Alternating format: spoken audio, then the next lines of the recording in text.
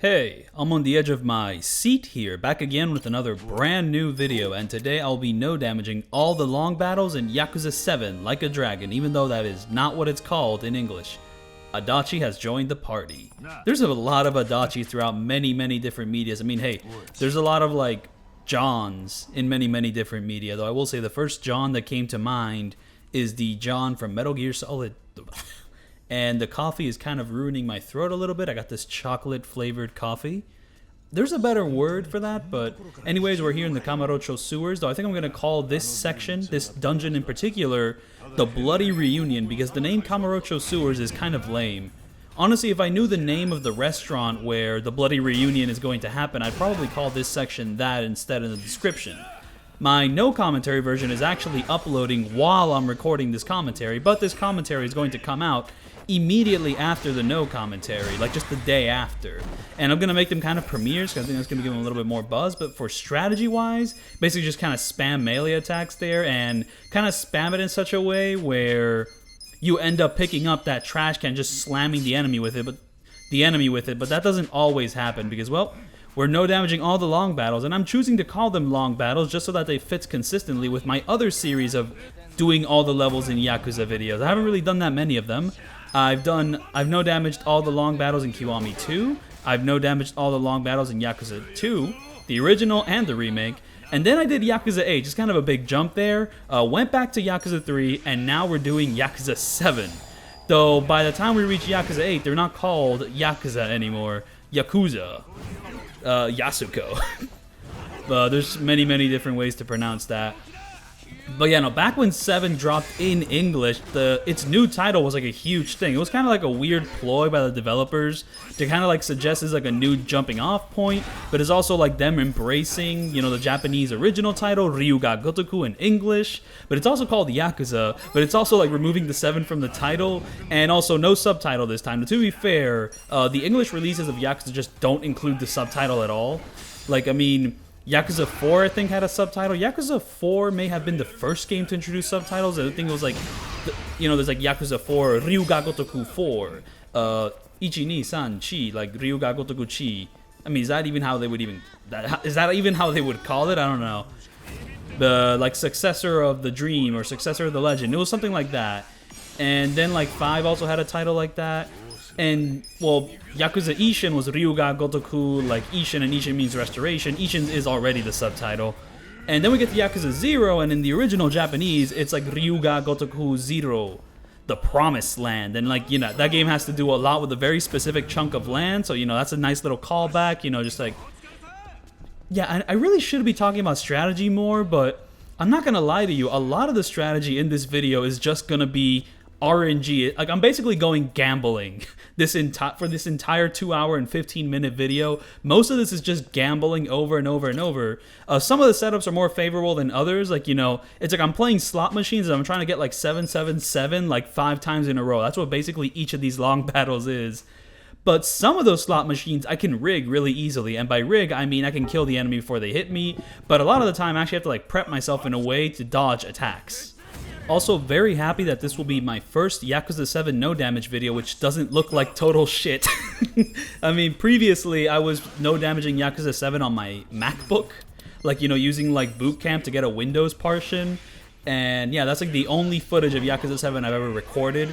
And after that, I had a Steam Deck. I never played Yakuza 7 on the Steam Deck for like recording footage or whatever. It would have looked better than my previous Yakuza 7 videos and my Roblox 7 video. But I finally have a good PC, which means I can get 4K 60 FPS Yakuza 7 footage, and it is quite a delight. However, this video is probably like my most ambitious video in terms of file size. Like, my folder is gonna be like 330 gigabytes. I don't know, like my 4K footage from OBS is like insanely huge.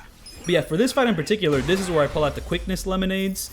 For these dungeons, I was actually planning on like taking advantage of like, you know, the chest boxes if they ever showed up, but they very rarely show up. I mean, I think they show up like one time. They show up like a few times in the Millennium Tower, but in most other levels, they just do not pull up, which means you actually need to be more conservative with how many times you use the quickness lemonades. Though here you only have 2 party members, and there's not that many encounters that really require them. So we're just going to use them, and we don't really have any good access to like debuff skills. you know, to like debuff their accuracy. We do have some stun abilities, like the Tenacious Fist has some stun ability. It's a little random. Same thing with the Grand Helm Splitter, if that's the way you say it. These two enemies, I'm just going to use the big cinematic attack, and thankfully these ones are like briefly short. One thing I want to do with like no damaging Yakuza 7 now is I want to be more concise than my previous videos. I'm very happy that I was like one of the first people to like make a big Yakuza 7 no damage video, and I would recommend checking out those previous videos, my Yakuza 7 and my Roblox 7 no damages, for like more context on what I'm going to do here. I mean, I hope I explain everything like concisely enough, but there might be one or two particulars which I forgot about because it's been a couple years. Check this out.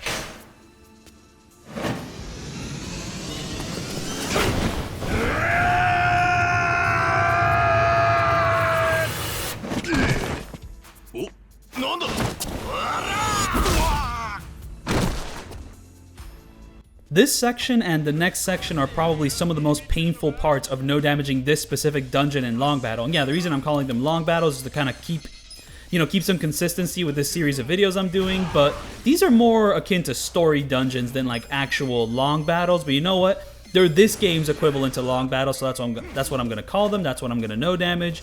And I'm going to do all of them in the original engine of Yakuza 7 without using a cheat engine. So that's actually very big news. Like, I'm actually doing things for like the very first time, because like there's certain fights in this video that I don't think a single other person has done on Legend difficulty. I may be the first one to do it. Like, yo, Guinness World Records has got to hit me up.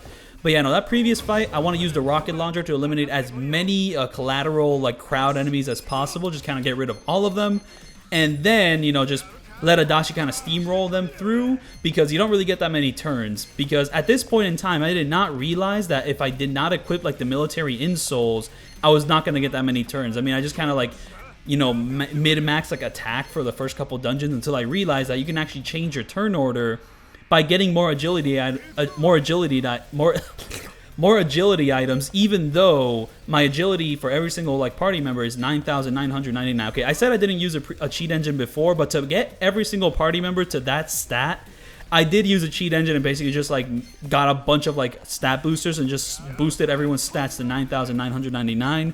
For more context on that, check out my Roblox 7 video, and we're gonna be here for a while because these two assholes do not fucking stand together. They're like, oh, we're not on speaking terms. You fuckers, you're gonna die!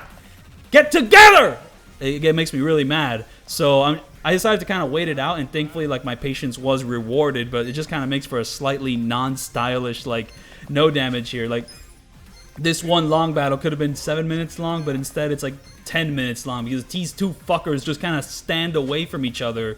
You know, they're like fucking, they split apart. I don't know, like one person took like 50% of the earnings. I don't fucking know what's going on with these two. But in the end, they get back together again, and then I get to shoot the rocket launcher at them. Now, whether if I shoot the rocket launcher now, will both of them die? Because I'm really depending on both of them to, like, you know, just get cleared out of the picture. Even though Ichiban doesn't kill anyone, he only beats them up. I'm just saying die because in a video game sense, you know, you defeat the enemy, you move on, even though in the next cutscene they may or may not have defeated you instead. That happens in certain video games.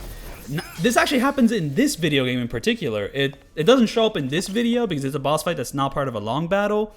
Also, for these sort of cutscenes, instead of just skipping them outright, I'm just going to skip the text boxes in this fashion because I find that a funnier thing to do. If the cutscene's like short enough, and if it's in that style where you're allowed to skip the individual lines of text. Anyways, Joe Sawashiro here, he's very annoying. So boom, we're going to use a quickness lemonade here for this fight as well to kind of prep there. And yeah, this can still end very badly. Not because you don't dodge his like punching attacks, though that has happened to me before. But it's more that sometimes if Joe Sawashiro is set up in such a way, check this out though.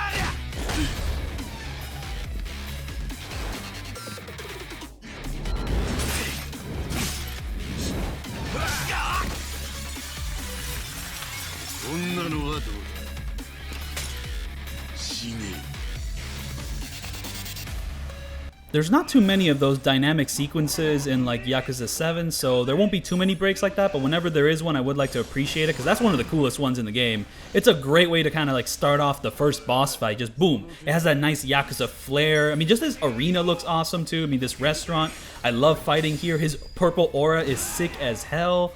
Just like a hand-to-hand fight, but in a turn-based setting. I mean, honestly, when before this game came out in the West, and I was just like looking at clips online of this game when it was like only in Japan. Like, it was like one of the coolest intros, like, oh, this game looks sick as hell, just turn-based, but it's like hand to hand, and it's still possible to no damage it. Thank you, Dr. W. If Dr. W is a YouTuber who did some Yakuza 7 no damages before the game came out in the West, and was basically like my shining beacon of hope for me being able to make these sort of Yakuza 7 no damage videos with the boss fights, and now I'm doing the long levels. And, well, the long levels, Dante Devil 12, I gotta shout him out too. He actually did like some of these long battles. Not the final ones per se, but like these early ones, he actually made videos on those. He like attempted it, kind of like routed a few things.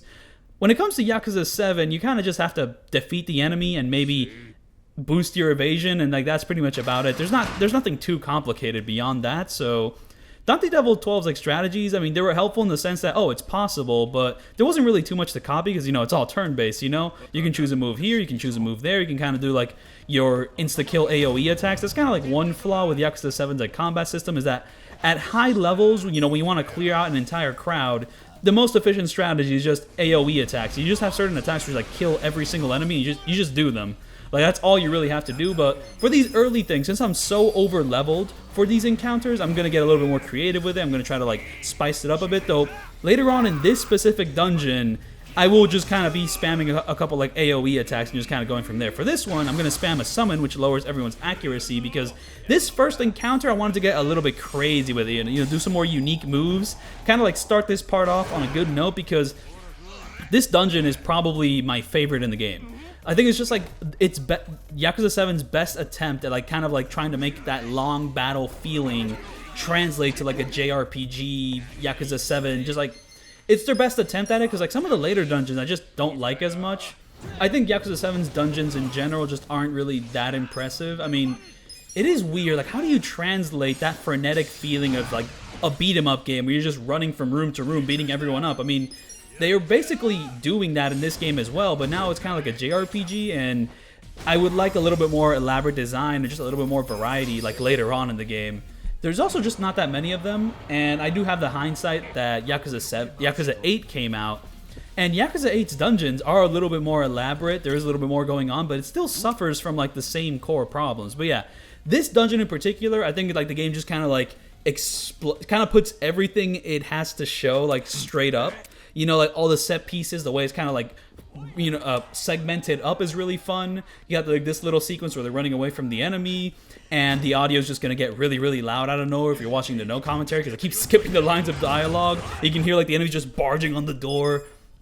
It's like a really fun setup little level. It kind of introduces you for like how these sort of things are going to go. I mean, you got like these little mini bosses. They all have like fun little outfits. It's really well set up, and I think it goes on for as long as it needs to. And it's like, all right, cool. I can't wait for the game to kind of like evolve from this and get a little bit more crazier, but it really doesn't. So I'm kind of starting off this video on a bit of a bad foot here, but yeah, after that first section where, you know, I lower everyone's like accuracy and start drinking some quickness lemonades, the strategy from here on out, for the most part, is gonna be destroy every single enemy before they attack you. So for that mini boss there, AoE, AoE, AoE, boom, just like clear that boy out. He's the weakest one of the three which show up. There's actually one which is so strong that you kind of need to mix it up a bit. In fact, the next two mini bosses that are coming up, you kind of need to mix it up a bit. And once you reach the actual boss, making this video, oh, actually I get to do this. This is kind of fun. Boom, I use the environment against him. I hit that big TV against him. And sometimes when Ichiban picks up that big TV, he defeats both enemies, but you kind of have to get really, really lucky with that. Yeah, just like with the hindsight of Yakuza 8, there's like certain aspects of Yakuza 7 that are a little bit frustrating. It's like, you know, for a combat system which like has so many like environmental attacks, you know, depending on the environment, or has like certain things which like only happen if you get really, really lucky. It would be nice if there was a way to manipulate your odds, you know, like if you want to do like a positional attack, maybe it would be a good idea to allow the player to move the character to that exact position. So what we're going to do here is boom, an attack. We're going to use a summon to lower his defense, and then we're going to do another attack. And once you get his health all the way down there, instead of actually attacking you, he just kind of does a thing to charge up an attack. So now you need to like destroy him before he does that attack. And that's the strategy with this guy.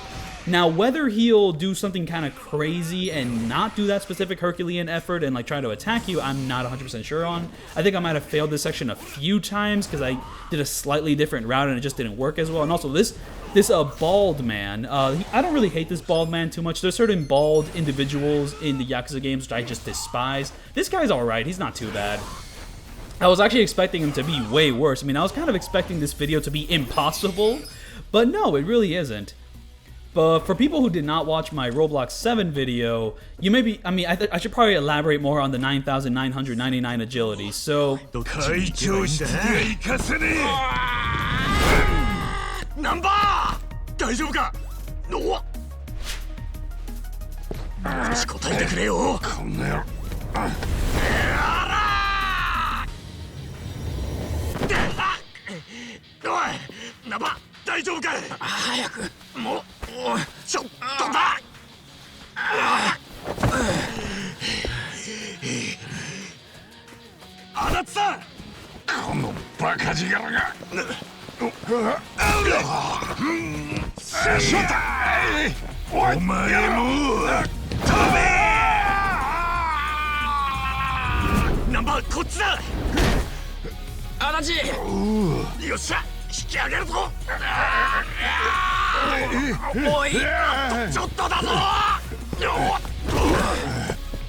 really wanted to show off the iconic Namba yelling right there.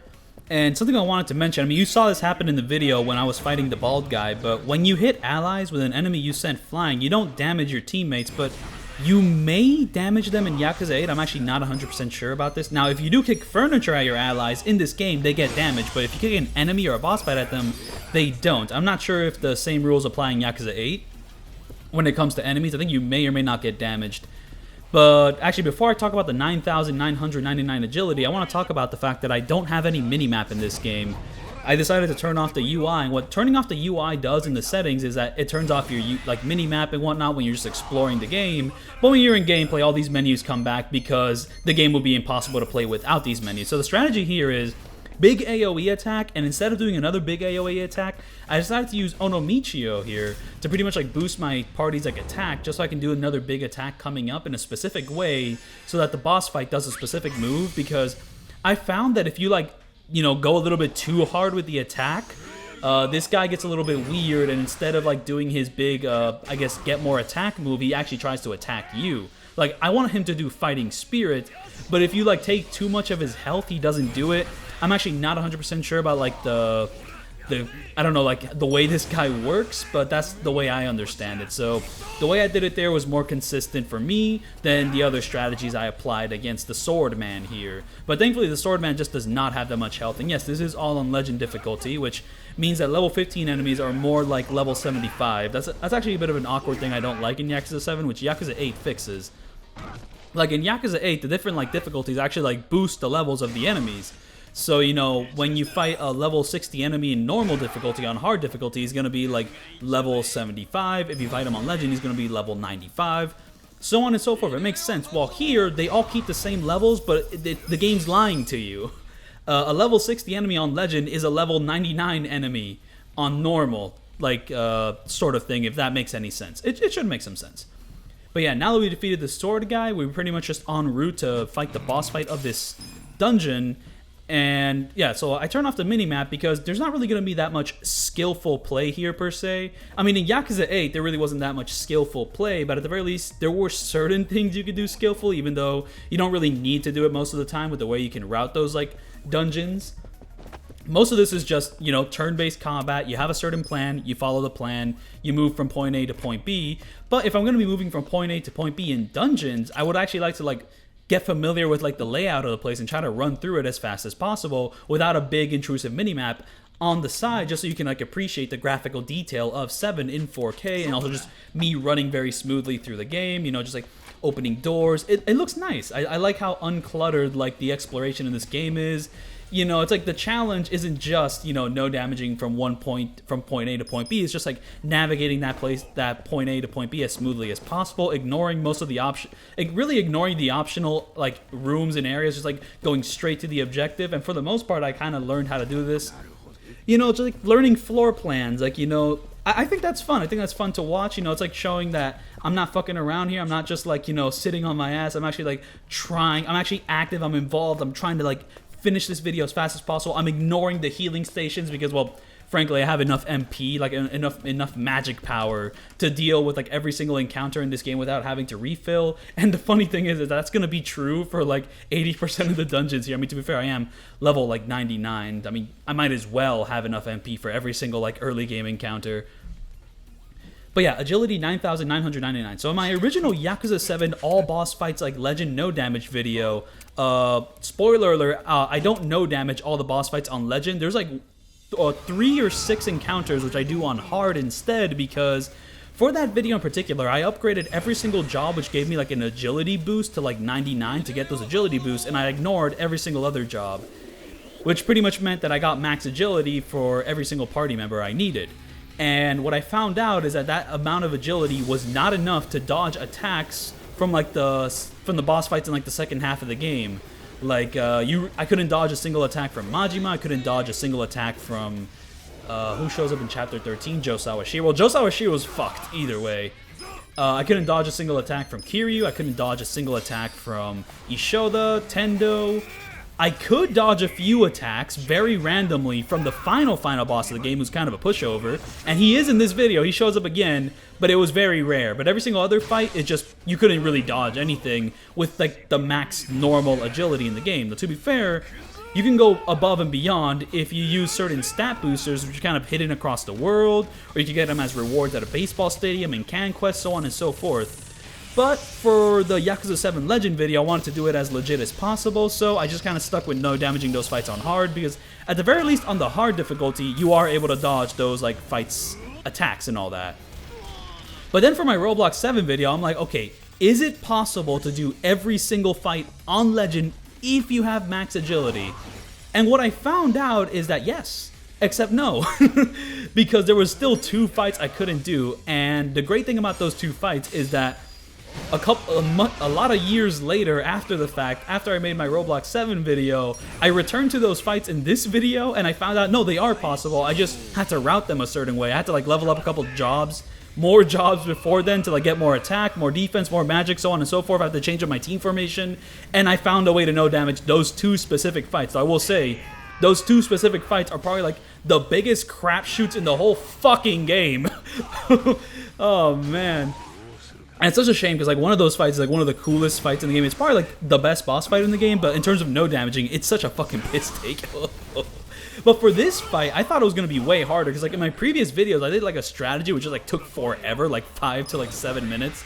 But you can kind of steamroll these guys if you like apply these like debilitating debilitating like debuffs like electricity and stuns correctly. And well, if the enemy decides that they actually do want to be electrified or stunned. Check this out.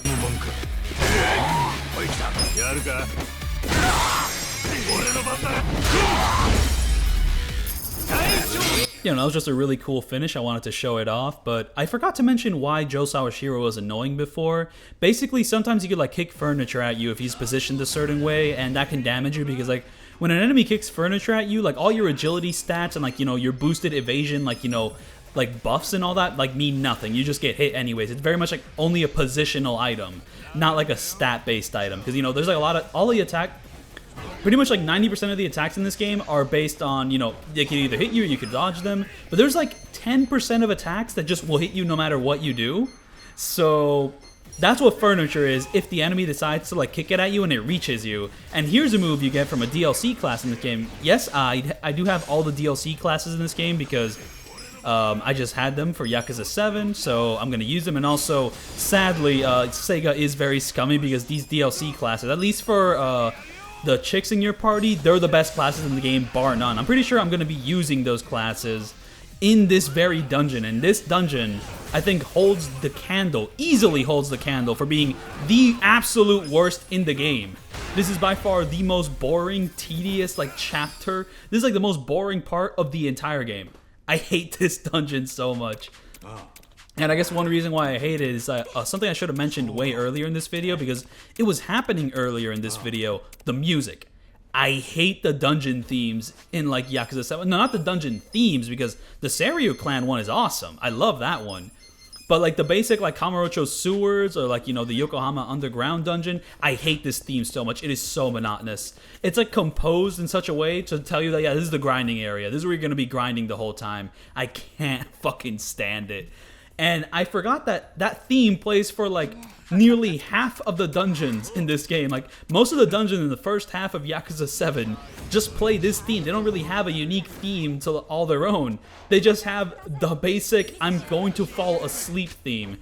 One of the only other themes that's very similar to this in the series is the Dead Souls dungeon theme, which is even worse. And I think like Yakuza Dead Souls is probably like the series' first attempt at like really having big dungeon style stuff, because like the design of like the dungeons in this game are not that different from like the Subterraneum and like Dead Souls. It's kind of got like the same issues. And the same issues with music, except the Yakuza 7 theme isn't as bad. It's got a little bit more going on. There's nothing happening with like the Subterraneum theme and like Yakuza Dead Souls. Oh lord. I do not fuck with it at all. And also, this is like the longest dungeon in the game, aside from like the final dungeon in this game, which that one's pretty egregious for like other reasons. But yeah, this is just insanely boring, and if you get clipped at any part of these random encounters, it's like I just fucking hate it. And mind you, these are random encounters, not really story encounters, so you could just run away from all of them. I was actually embodying that in the very first dungeon of this game, just because I wanted to show it off. I mean, that is a legit option. I mean, when I'm trying to no damage this game, and you know, like, the best way to no damage is like remove opportunities for the enemy to attack you. And what better way to remove opportunities than just running away from certain fights? But I didn't want to do that for all the fights. I mean, I'm going to do it in this one because like the positioning of this fight annoys the fuck out of me. Like, you know, just like the way the enemies are just like laid across. It's like there is no convenient way to hit all of them with like a melee attack. You have to do like an AoE, you know, like insta-kill sort of move to like hit any of those enemies. So I just do not fuck with that encounter. So I ran away from it. But for this one, I will be doing it. It is really funny how running away from fights in this game has nothing to do with statistics. It just has to do with like spacing. So like, you know, if you press the run away button and you don't hit a wall, you succeed. But if you hit a wall, you don't succeed. And that's pretty much how all the battles work, except for story battles. There's just certain battles where if you hold that button down, it'll be like, oh, this is a story event. You cannot run away. You need to be here. You need to fight them. So yeah, no, you won't really be able to run away from too many fights, aside from, like, you know, the Kamurocho sewer fights and these fights. A lot of the upcoming dungeons, you don't really have that option. You have to defeat the enemies, which is fine, but, you know, just wanted to mention it. Whenever you do have the time to run away from fights, you should do it. In fact, I could have sworn there was an ability to run away from a certain fight in the final dungeon, but what I found out is, in the main story dungeon, you know, the final dungeon there, you don't have the ability to run away from any of the fights, but in the final, like, version, you know, like the premium adventure version of that dungeon, like, in the very first battle you get into, you can run away from that one. But only in the premium adventure, like, you know, super much harder version are you allowed to do that. And it's very helpful because that beginning fight is a load of shit. that like version of the dungeon is not going to appear in this video because frankly I don't think it's possible on Legend. Because like, I mean, the final main story dungeon is kind of a crapshoot on Legend in the story when enemies are like level 60 maximum. So imagine a version where the enemies are like level 99. Ew, no thank you. But maybe it's possible. I don't know. Maybe I'll break that world record. That's the thing. This video, maybe I broke a world record with this, but I don't know how like strict Genesis world records is. Genesis. I keep confusing Guinness for Genesis. I mean, they both start with G, except you know it's like one is GE and the other one is like GU. So I really gotta get better at that. I can't keep making these rookie mistakes. Ugh. But yeah, I don't really know too much about strategy here, aside from just kind of knowing the layout of this dungeon ahead of time. I'm pretty sure I just kind of follow everything in a very nice manner. I mean, most of the dungeons in this game are not very complex in terms of design. I mean, once I try to, like, you know, no damage Shin Megami Tensei Nocturne and try to do those dungeons without looking at the map once, then things are gonna get really fucking complicated. But for the most part, the dungeons are pretty straightforward. It's just that for this particular dungeon, it's kind of designed like the most boring parts of Persona 3, aka the entire Tartarus section. It's designed like nearly the exact same with just long-ass hallways. You know, maybe like there's one optional hallway here and there, though I gotta give Tartarus some credit. It's not as boring as this. I like the music better in that one. The design of the dungeon is better.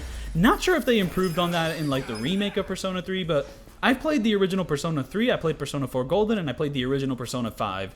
And each of those games took me like a month each to beat on their own. They're very long-ass games. And honestly, like the way the time scale is like set up in that game, it's like, you know, you have to go through every day, you have to go through every week, you know, and go through like the whole school year or whatever. That definitely like drags things out. Ah. But yeah, no, learning the design of this dungeon isn't too hard. I mean, I kind of just learned the landmarks and kind of went towards them. I avoided the optional areas and just kind of went from there. And I tried to do this in the least boring way possible, but since this dungeon is the most boring fucking shit imaginable, that's kind of impossible. So I'm just going to keep yapping. So, speaking of rookie mistakes, oh, and sometimes I'm going to go into first-person mode, though honestly, I think this is like the only dungeon where I do that. I'm not going to do this again. I'm going to just do third-person for the rest of these. But going into first-person mode is pretty neat, though it is kind of weird how, you know, Yakuza 7 came out and then Lost Judgment came out and ruined first-person mode forever, because you just can't run in first-person mode anymore, because every time you go into first-person mode in Lost Judgment, you have to, like, use one of your detective skills, you know, like, oh, I'm going to use my sound thing, or I'm going to look at something, or if you're playing as Kaito, I'm going to smell a thing. Right? And you just can't run. I hated that. Thankfully, Gaiden and Yakuza 8 fixed that, but it was a very weird, like, oversight in Lost Judgment. Another weird oversight in Lost Judgment is just that, like, you have those tutorial icons on, like, the entire game. I'm very glad that Gaiden gave you an option to turn it off, and even if you did not know that, yeah, you can turn it off in Gaiden, but you cannot turn it off in Lost Judgment. It just felt like, dude, I mean, come on, like, I'm an expert player here. This is a sequel to a game I've already played. Like, I know how this works. I don't need these icons on, like, the bottom right of the screen the entire time. And I'm very glad that Gaiden was like, yeah, you don't. Even though they are turned on by default in Gaiden, you kind of have to go into the menu to turn it off. But yeah, no, Lost Judgment, there just was not an option for that. I was like, dude, what are we doing here? This is absurd. Oh, actually, in this dungeon, I do use those machines because, well, I do end up fighting a lot of the random encounters and using like big AoE attacks, which use up a lot of magic power, so I have to heal it up a bit. And also I kind of have to keep in track, okay, which place do I go? Do I go right? Do I go left? This is probably like one of the more confusing dungeons in the game, but every other dungeon is very straightforward because one, the iconography is very like unique and distinct in the other levels, while here everything looks the fucking same.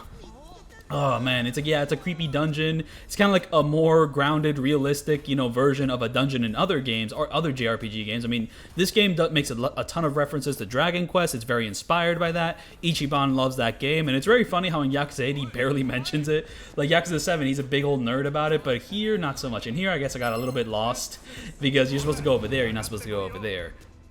I've never played a Dragon Quest game, so I don't really have like too much experience in that. So when I'm thinking about like how to like improve the dungeon in this game, I mean, like, I guess like the dungeons in this game are like a little bit inspired by Dragon Quest slash trying to emulate the Yakuza long battle flair in a turn-based way. And it's just, I don't really have the best grasp of what makes a good JRPG dungeon, because I haven't really played that many JRPGs. I mean, I've played the Persona games. That's like one of the most popular JRPGs ever, and those dungeons are not great either.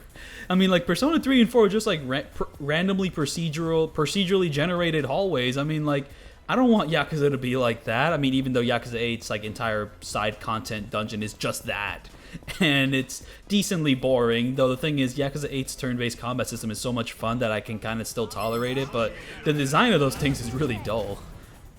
And Yakuza 5's dungeons. Yakuza 5 has some sick ass long battles. I like those long battles quite a bit. But no, I'm talking about Persona 5. Yeah, those dungeons are like, you know, a little bit more like handcrafted and all that, but I don't think they'd really fit the style of Yakuza because, like, for one, these dungeons can't be too long, and in Persona, those dungeons are kind of like the entire game. So, you know, they have to be like a little bit more expansive, and like the way everything is set up is like way too different. I was actually like, when I'm thinking about like exploring these dungeons and, you know, turning off the minimap and just like getting to like explore these virtual spaces, because that's like one of the things the Dragon Engine is really good at, is just like, you know, feeling the physics of running around in a place. I mean, I don't like it too much in combat, especially like in Yakuza 6 and Kiwami 2, because sometimes you want to like turn around and like Kiryu has to like do this whole realistic turning around animation. I don't like that. I like the more instantaneous, if I turn around, I just immediately go in the other direction, which I could do in Yakuza 3, Yakuza 0, so on and so forth. It felt very smooth. But when it comes to just exploring the world, I think some of this more janky, realistic movement, I think fits it very well. So, Yakuza 7, I definitely like this game better than Yakuza 6, Kiwami 2, and even Judgment. I do like it better than all those games, just because, like, but it doesn't really feel like it solved my issues with, like, the combat of Yakuza 6, you know, Kiwami 2, or even Judgment, because it just kind of ignores it. It just kind of goes, yeah, we're going to be turn-based now, so, like, any issues with, like, the combat movement or feel or enemies blocking and, like, you know, the block staggering your movement doesn't really apply here, because there is no real-time combat. It's just turn-based. And yeah, the turn-based combat in this game has its own issues. It's not really perfect. There's a few tedious aspects. Like, honestly, the whole combat system is kind of a little bit too standard. And thankfully, Yakuza 8 kind of leans more into its own Yakuza flair and really brings a great system together, and is honestly one of the most fun, like, turn-based JRPGs I've played. But 7 is still really fun, and it has a lot of great personality, and the early game, I think, really shines. So once you start getting to that late game and you're really leveled up and you have to, like, do optimal strategies to, like, defeat everyone, it gets a little bit boring, especially since the final level of the game is, like, just 30 to 40 minutes of just non-stop enemy encounters, and they're just kind of, like, they have too much health, and you just have to do, like, the most optimal strategies if you're playing the game normally. If you're not doing, like, these insane no-damage shit, the insane no-damage shit I'm doing, well, that's a little bit different there. I mean, like, this is a little bit more engaging because I'm doing everything in one take. Oh yeah, I'm doing everything in one take, by the way. So the previous Seiryu Clan dungeon, from beginning to end, to that boss fight, that was not segmented. That was all one take. And this is also going to be one take. And yeah, this is like the most boring, tedious one take of them all. Though, to be fair, I can't really say it's the most painful one, even though this one does have a decent amount of pain. I think the dungeon which I had the least amount of pain with was actually the Seiryu Clan one. That was like the most straightforward, you know, least painful one, though it still took me a while. It was still somewhat frustrating, but it wasn't as frustrating as, like, basically everything else in the game. Like, the beginning dungeon, like the Kamurocho Sewers, that one actually, like, annoyed me for a good while. Maybe it took me like 1 or 2 days. And, well, this one was also just annoying because it was, like, so fucking tedious. I had to, like, put on a podcast just to, like, trudge through, like, the monotony. And I forget exactly what dungeon comes after this one. Oh no, I do know what dungeon comes after that one. That one is way worse in terms of, like, I am losing my fucking mind. I keep failing just because, like, the conditions for, like, succeeding are so RNG, like gambling slot machines. I'm fucking 80 years old, gambling my life savings away. Like, I'm gambling my retirement money away on fucking getting 777s type shit. Like, that's like the dungeon which comes after that is the worst example of that by far. Oh, I mean, you're gonna have to see it to believe it. And now I'd like to mention some points from my outline, which I'm actually very, very, like, anxious about, because I do not have that many points on my outline. So a lot of the yapping I'm gonna do on this video has to be, like, very situational about, like, what's happening on screen immediately, or I just have to come up with it on the fly. And to be fair, it seems like I've been doing that decently well, but, like, just, like, with these 2-hour-long videos, like, I get so worried starting them. Like, I have no idea what I'm gonna yap about. No. But there's a couple outline points I want to, like, you know, kind of elaborate on, because, well, this dungeon is going to keep going and going and nothing of interest is happening yet. There's going to be a boss fight at the end of this one, and the boss fight is a pain in the ass. Just because I thought I could, like, just easily defeat it, but no, you still have to, like, pretty much, like, mid-max attack and kind of hope for the best that, like, you know, the boss fight gets stunned and you go to the second phase. Because once you're in the second phase, it's an easy win-win. But before then, you know, it's like this entire dungeon just, like... And then you get to the final boss and you fuck that up. It's like the most rage-inducing shit ever. I mean, hey, I made a video about it. I keep making these memes where I keep failing the perfect no damages, and just to kind of keep some content going while I'm working on these videos that take a good amount of, like, a good long while till they actually, like, come out. I mean, for this month of August, I only released, like, 2 big no damage videos. To be fair, both of them are long battles, and both of them are just, like, insanely tough, like, on their own. I mean, Yakuza 3, ooh. It was tough. It was tough. And I didn't even do the most stylish Yakuza 3 long battles, no damage. I mean, like, there's people who, like, do the boss fights, and I did not do those in that game. But for Yakuza 7, I was actually worried I wasn't going to be able to do the boss fights in one take along with the entire dungeon. But no, it is very much possible. Like Yakuza 8, though, it is much harder to do than in Yakuza 8. Because at the very least in Yakuza 8, there's, like, a bit of a skill check.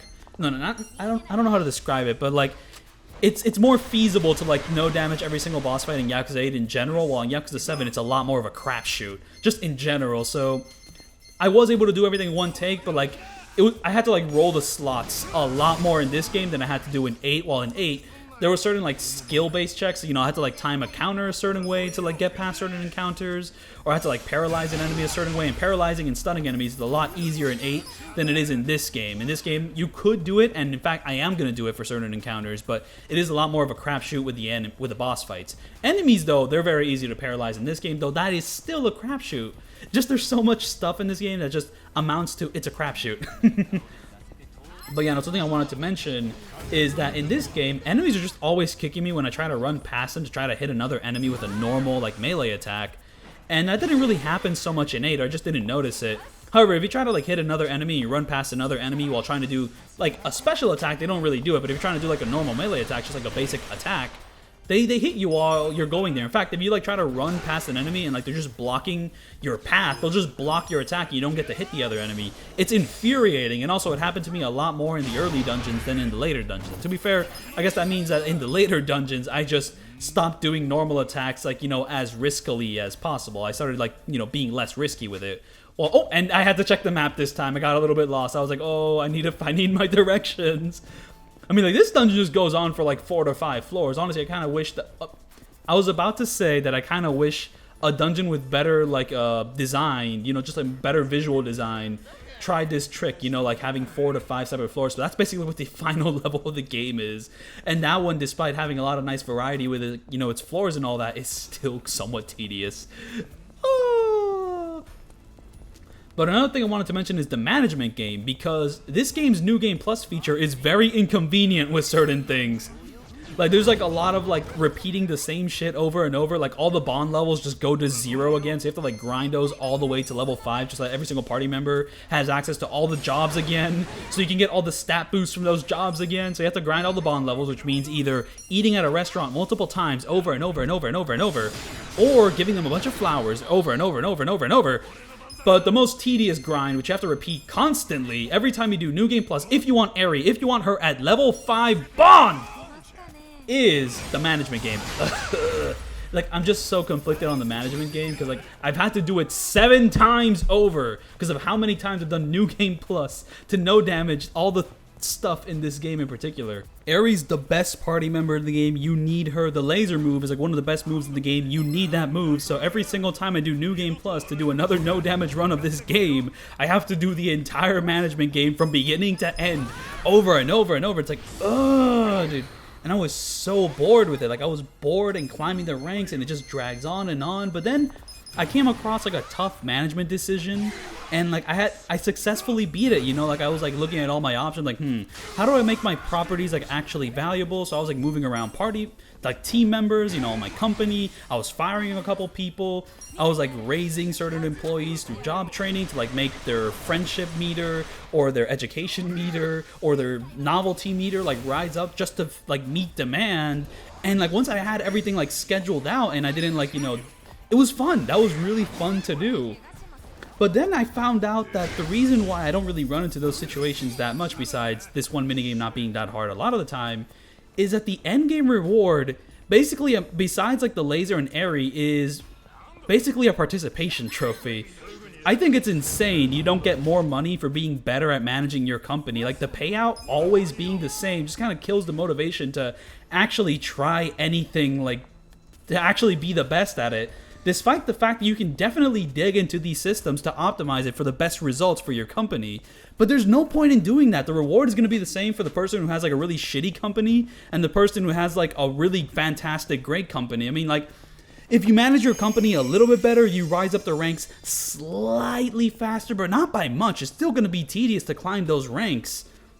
So what's the point? And yeah, once you beat the whole thing, you get Eri, but you're going to get Eri regardless if you managed your company to like its absolute best potential, or if you kind of ran a shit company for like the last 4 to 5 hours of menu managing. And I think one of the things which absolutely like kills me about the management game is just those 20 seconds of dead air, which always happen when you just, you know, you set your companies to collect some money. You have to like watch Ichiban run and get the money. It was like cute for like the first 20 minutes, but like once you have to like deal with that like little animation for the next 5 hours, it just drags on and on and on. Why didn't they add a skip button? It's like, it's just dead air. Like, I mean, if you're gonna have a little menu management game, it would have been more fun if I could just skip it, just so I could like constantly be selecting the options, which like speed me through this like sub-story as quickly as possible. Why are you wasting my time? And I have slightly similar issues with Don Dokoto Island. Like, there's no point in building the best island when the in-game payout is nothing. I mean, I do hear that in speedruns, maxing out Don Dokoto Island to like star 1 very early on is super useful, but like in the end game, I think it's just an issue with Yakuza 8. There's no good ways to get money aside from just fighting like the boss fights in the end game and whatnot. There's just no good money grind in 8. It's just miserable no matter what you do. And I really wish Don Dokoto Island gave you more of a payout for doing something. But yeah, even if you have like, you know, the bestest island of all the times, you don't really get much of a payout. But at the very least, Don Dokoto Island has like other appeals besides just you know, getting money and all that. But the management game, you're running a company. You're here to make money. So, you know, if running the company to the bestest ability possible doesn't give you more money, I think that's insane. That is absurd. So that's like, maybe don't make the end game reward or like the post game rewards of playing that mini game like a participation trophy in terms of the cash you get. And I probably would like it more. And also, I'd probably like it more if I didn't have to like replay the entire thing 8 times over. And mind you, I'd probably hate Don't Look at the Island more if I had to replay it over and over and over to get the laser move or something. Thankfully, Yakuza 8's New Game Plus is a lot more forgiving and like just lets you keep a lot of the stuff like bond levels and whatnot. Big improvement from 7 here. So yeah, I hope the strategy for this boss fight in particular makes sense. You basically have to like destroy that machine with enough firepower in order to get to this phase, and once we get to this phase, we have to defeat this guy, though I actually play it somewhat risky. You're going to find out exactly what I mean by playing it somewhat risky very soon. But yeah, no, I like to be more positive because I actually do really like 7 in a lot of ways, and one of my favorite aspects is just the new map, Ijinsho. I don't know if I said that wrong. Ijinsho, Yokohama. It's a fantastic map. I mean, like, for one, it was like, oh, it's going to be like 3 times bigger than like the previous maps. Like, okay. I mean, is the map going to be like less personal? No, it still has a really great personal, like detailed vibe, you know, like around every corner. Like there's like really like unique eye-catching architecture. Just, it looks fantastic. And just exploring it in 7 is just so special to me. I mean, it has been like reused over and over, like in Lost Judgment, it comes back in Yakuza 8, but just in this game, it just has such a magical feeling to it. Just like walking from area to area, just like seeing the landmarks, you know, like the parks. It's such a great map. I really do love it. It's one of my favorite maps in the series. Might even be my favorite map. I mean, there's Kamurocho. Kamurocho's classic. It's very hard to beat. Sotenbori's not as good as Kamurocho, but it has a great vibe, of course, and it was one of the best additions in Yakuza 2. Worst hub world in this game, though, it has to go to either like Ishin or Fist of the North Star Lost Paradise. I love Fist of the North Star Lost Paradise quite a bit. A lot of people don't fuck with that game, and honestly, that game has some pretty big like flaws. You know, some things which like, you know, they really shouldn't like oversighted. Fist of the North Star Lost Paradise probably has like the most egregious upgrade system because you can't get every single upgrade in the game unless you do a New Game Plus run. And I don't mean that in terms of, oh, it's like too grindy. No, it's literally impossible because there's certain upgrades in Fist of the North Star Lost Paradise which like involve you beating a story chapter, and you need like 15 of those orbs, and there's only like 12 chapters in the game, so once you beat the game, you still need 3 more orbs to get every single upgrade in the game. What were they thinking? Even though I do like that upgrade system better than the Ishin one because it's less of a grind, or... No, they're both extremely grindy. They're the most grindy like upgrade systems in the entire franchise. But the grind in like Fist of the North Star Lost Paradise is you need to play the Coliseum a lot. But yeah, what I was talking about like with Risk is I did not kill that guy, and he could have just gone into the machine again and ruined my life. And also the attack he just did there hit nobody, but it might have been able to hit somebody. I really should have destroyed him before he had a chance to do anything, and I didn't. So that's the Risk I was talking about. The Ishin grind is that you need to fight with a certain fighting style over and over and over and over and over to get all the upgrade orbs. And once you're done with that, you need to keep fighting just to get XP, just to get like the normal orbs. And it takes forever. It takes so long in Ishin. Oh man, Ishin still has like the grindiest thing. And like Fist of the North Star Lost Paradise's like upgrade system is just grindy because like the best way to get orbs is just to like do the Coliseum over and over again. But I find that grind a lot more fun than the Ishin one. So that's my 2 cents on that. But to wrap around, I do think that Fist of the North Star Lost Paradise probably has the worst hub world in the franchise, which honestly, it's not bad. It's just that it's the least distinctive one.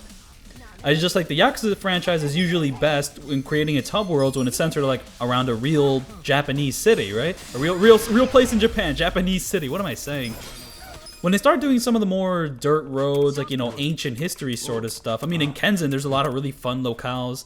In Ishin, a little bit less distinctive, but like the structuring of the whole hub world place is more akin to like what Yakuza usually is. You know, you have like a lot of town places like really nearby. But the Fist of the North Star Lost Paradise one is just, it's not that distinctive. You know, it's just kind of like, all right, here we got some dirt roads. You know, you got a building here, building there. Not too much going on. And then you gotta have the big fuck-ass desert around everything, which you just kind of drive a vehicle around, and it's very janky. And, you know, it has some charm to me, but it is just kind of like, yeah, a bunch of fuck-ass desert. So out of all the games, I do think that one has like the worst hub world, though it's still charming to me, but there's just not that much going on. But now we're doing this level, and the combat theme kind of sounds like someone like farting a little bit. Like... But I still like the theme quite a bit. It's just that like the kind of dubstep-y vibe of 7 can get a little bit overwhelming. There's like the Kamurocho combat theme just sounds like fucking Gangnam Style out of nowhere. Mabuchi's theme is fucking ridiculous. It sounds like a Call of Duty intro. And like everyone's like, dude, it's so fire. It's so fucking crazy. It sounds like a fucking COD YouTuber intro. I can't take it seriously at all. To be fair, that guy is like a complete jobber. You know, like that guy that guy looks like a jobber. And he just doesn't do much in the story aside from being evil as shit, but like you can defeat him very easily. Like his fight is just, oh, I'm going to go into a counter stance, but every time I counter your attacks, I don't actually damage you. He's a complete jobber in every sense of the word. He's a bitch. So yeah, no, he gets the COD intro like music, which maybe is a little bit too much for what type of character he is, though he does end up killing someone and framing it as a suicide. That's pretty evil. Hey, check this out.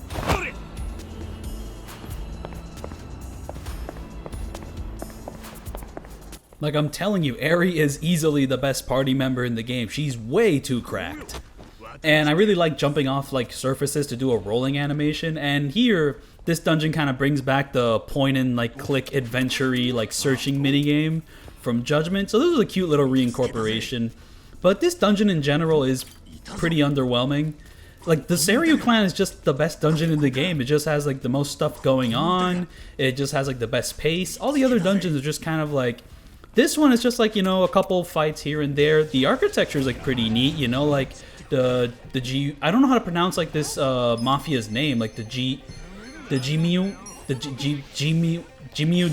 I don't know, man. They're basically like the remnants of the Jinguan like mafia, which I do know how to pronounce that name. I don't know how to pronounce this new name for this like cooler set of like gangs and all. You know, like you got all these like wires all over the place. They kind of look like a barrel of cheese. I don't know. They look like a certain... They remind me of something. It's not cheese. They remind me slightly of cheese. I'm sorry. Like yo-yos. I don't know what's going on there. But it looks nice. It looks crazy.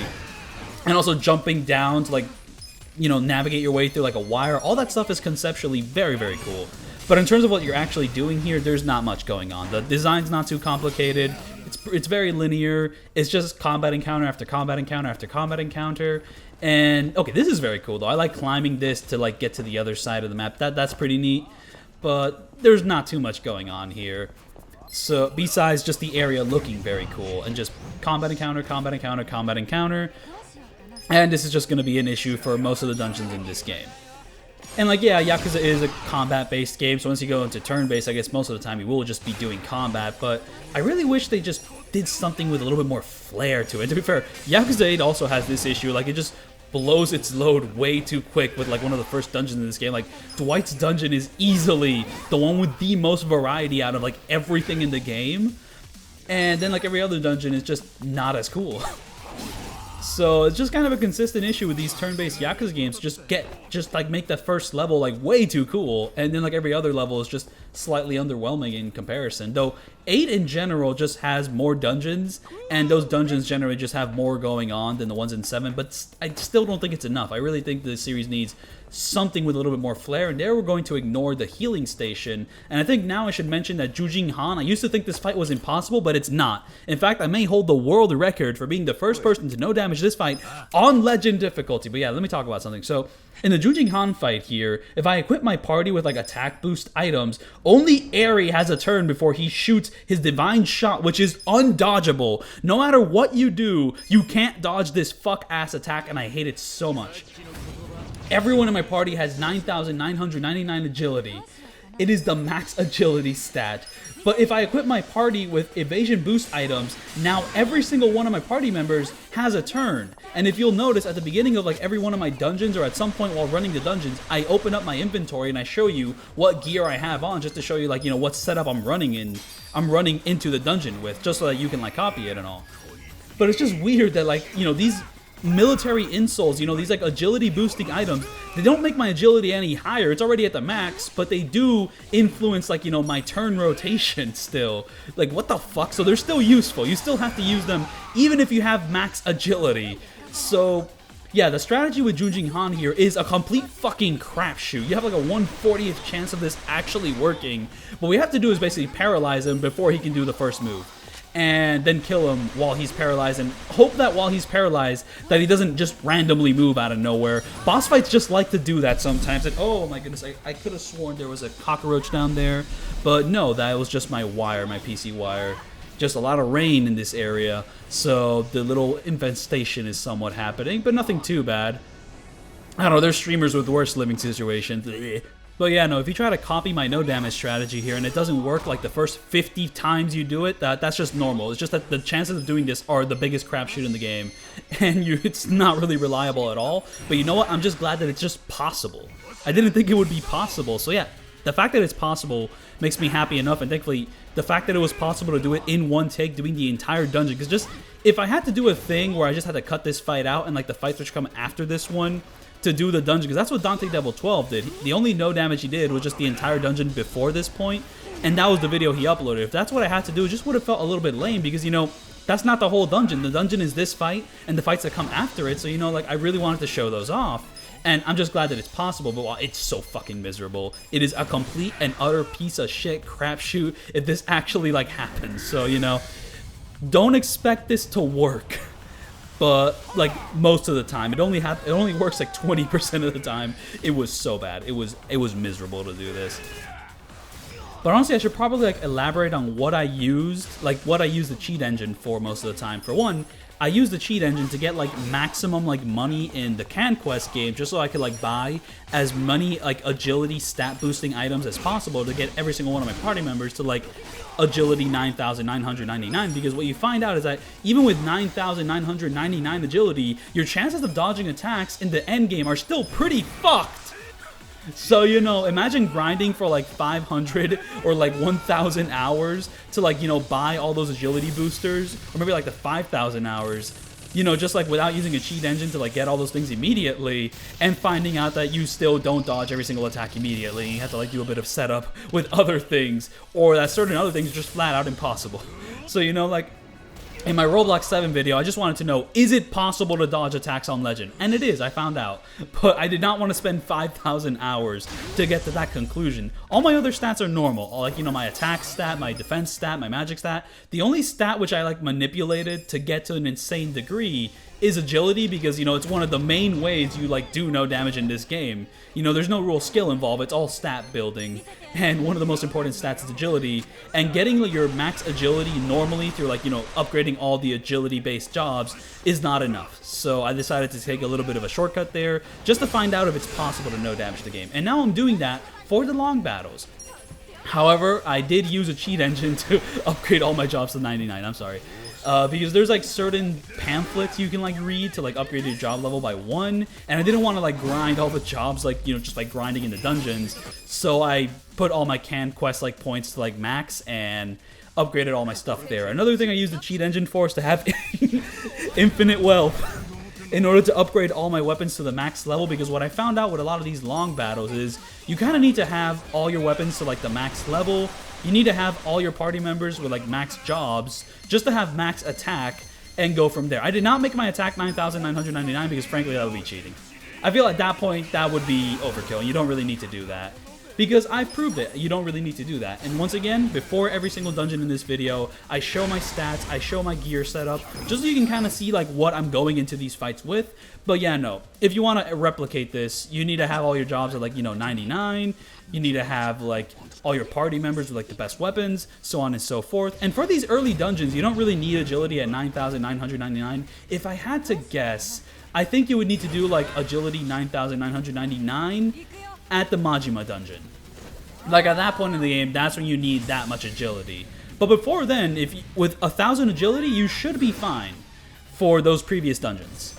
I'd say 1,000 agility as if like that's a small number to get. I think only Junjin Han gets like 1,000 agility normally.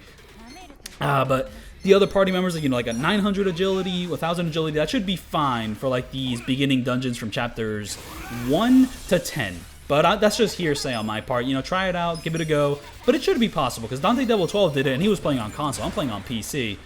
And I should probably mention that, okay, so this dungeon, it's very easy aside from Junjin Han. Junjin Han is the only reason why this dungeon is a fucking miserable grind.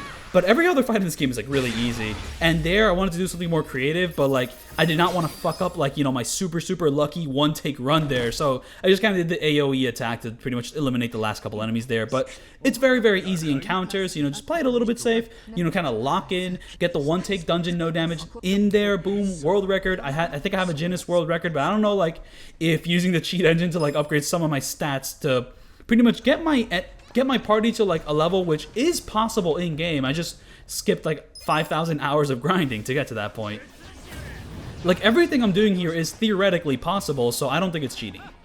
You know, like, I mean, this build is possible to build towards, so I think I should still get the Guinness, like, the Guinness World Record for certain things I did here. I mean, hey, if the guy who, like, lied about making the Roblox oof sound can get, like, a couple Guinnesses, maybe I could get a Guinness. What the fuck is a Guinnesses?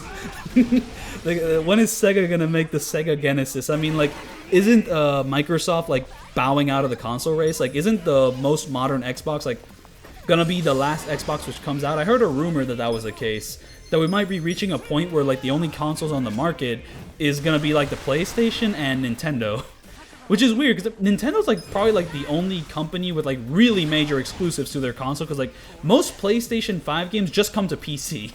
Like the Switch is like the only console which is still like, no, we have exclusives, we're not gonna port them anywhere else.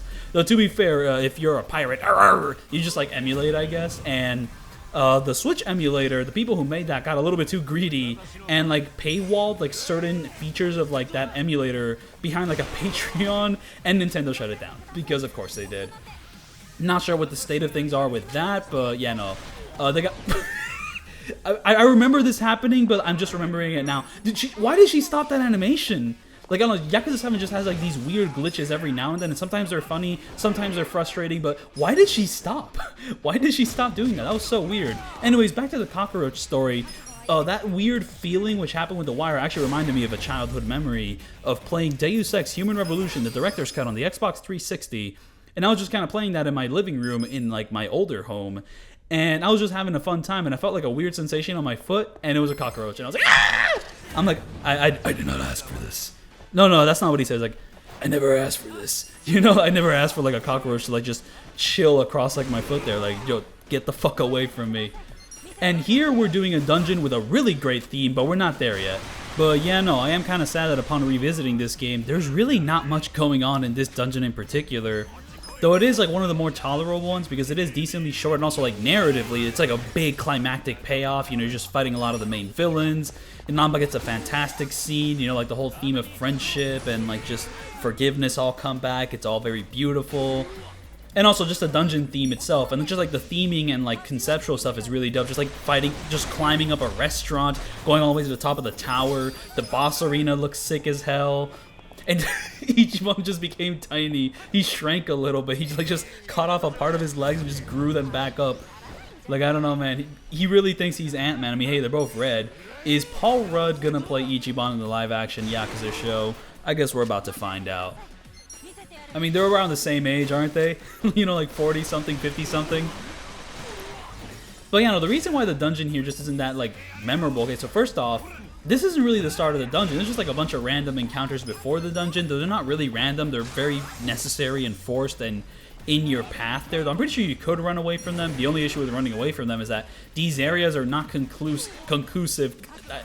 These areas, they're not very easy to run away in because they're very tight little corridors, very tight cubes. You're going to run into a wall if you hold down the run away from a battle button. But if you do successfully run away from a battle by not hitting a wall, you run away from the battle.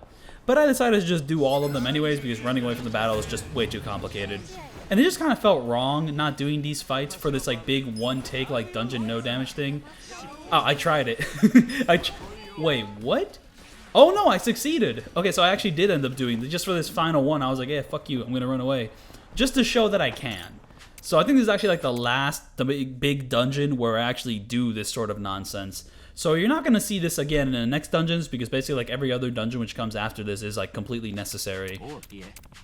But yeah, no, the actual dungeon, I'd say, starts here. But if you start the video here, I think it's just too short. It's just this combat encounter, a combat encounter with some chefs, a boss fight, and then a boss fight, and then a boss fight, and there's not much there. I mean, like, this area is super cool. You get to, like, climb it vertically. Though there's not really that much complicated going on here. I think the reason why the Seiryu, like, clan is still, like, one of my favorite levels, or maybe my favorite. Look at the guy just sliding away like an asshole. I love that guy.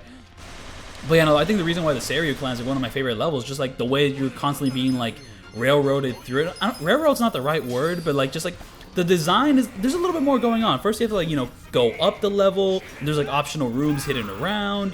And then when you go up the level, like one of the enemies just kicks you to the bottom of the level. You have to kind of go around there. And then you go into a room, and then the room has to, you have to like backtrack to like another room, not too far, but you backtrack, do a little bit of backtracking. And then you have to like get a map which tells you there's a secret in another room, and then you go up the stairs. There's a lot of cool, like just like fun little set pieces just all along the way, just kind of keeping the pace up. But in every other level afterwards, you just kind of go through enemy encounter, go through enemy encounter, go through enemy encounter, and the set pieces just are not as memorable anymore. I really wish that we got more complex from that first Seiryu Clan level, but we really don't. Yeah, this level you go up a few steps, and that's that, but there's not really much to it. And yeah, there's really rewarding like little secret rooms. They're not secret, they're just like optional rooms, a lot of good chests, a lot of goodies. I like that, but I really wish there was more to this, because this is one of the best combat themes in the game. This might be the best like normal combat theme. I just love it. It's just a great punch, just boom, bam. It's super catchy, and also it's one of the only themes with a very not dubsteppy sound to it. It's got a lot more like instrumentation. I don't know what's he keeps sliding away. This specific enemy just loves sliding across the ground like he's in an ice ring, and he just fell down from ice skating. Let me tell you, I am not the best ice skater. In fact, I'm not good at all. Honestly, I kind of run the exact same way Ichiban does. This is my exact formation when I'm like ice skating. I just like, you know, I swing my arms like that. I stomp my feet like in that formation, and that's how I ice skate. One time I crashed into like a random child and made them fall down. No. It's worse than that. I crashed into like a random child and I fell down. The child was fine, but like I apologized to the parents and all that, because I was like ice skating and then boom, just accident, boom, man, pow. But yeah, no, it was just, I wasn't really hurt, but just I thought that was worth mentioning. I'd probably go ice skating again. Honestly, like the most annoying thing about ice skating is just it hurts your feet. Just like, you know when you have to like wear new shoes and you have to like break them in. I hate that feeling when it comes to running, sports, ice skating especially, skiing. I hate that so much. And since I'm using the breaker class just because it's cool, and also to get more turns as Ichiban, because the breaker class, it's not really a great class aside from the agility you get, because it's probably the class with the highest agility stat in the game. So if you select that class, it means you get like the first turn order possible with like your character as it is. And this will not be the last time I use the Breaker class. It will be coming back. Breaker class will show up in Avengers Endgame and whatnot. And the funny thing is that my no commentary version of this video is actually premiering right now as I'm recording this commentary, because I wanted to premiere it at 6:30 and I'm not done with commentary right now. It's like, it's about to be 7. So, you know, we're just chilling there. I actually have my phone on me. I'm just watching this little premiere stream go on with the no commentary, and I will be doing a premiere setup for this commentary version.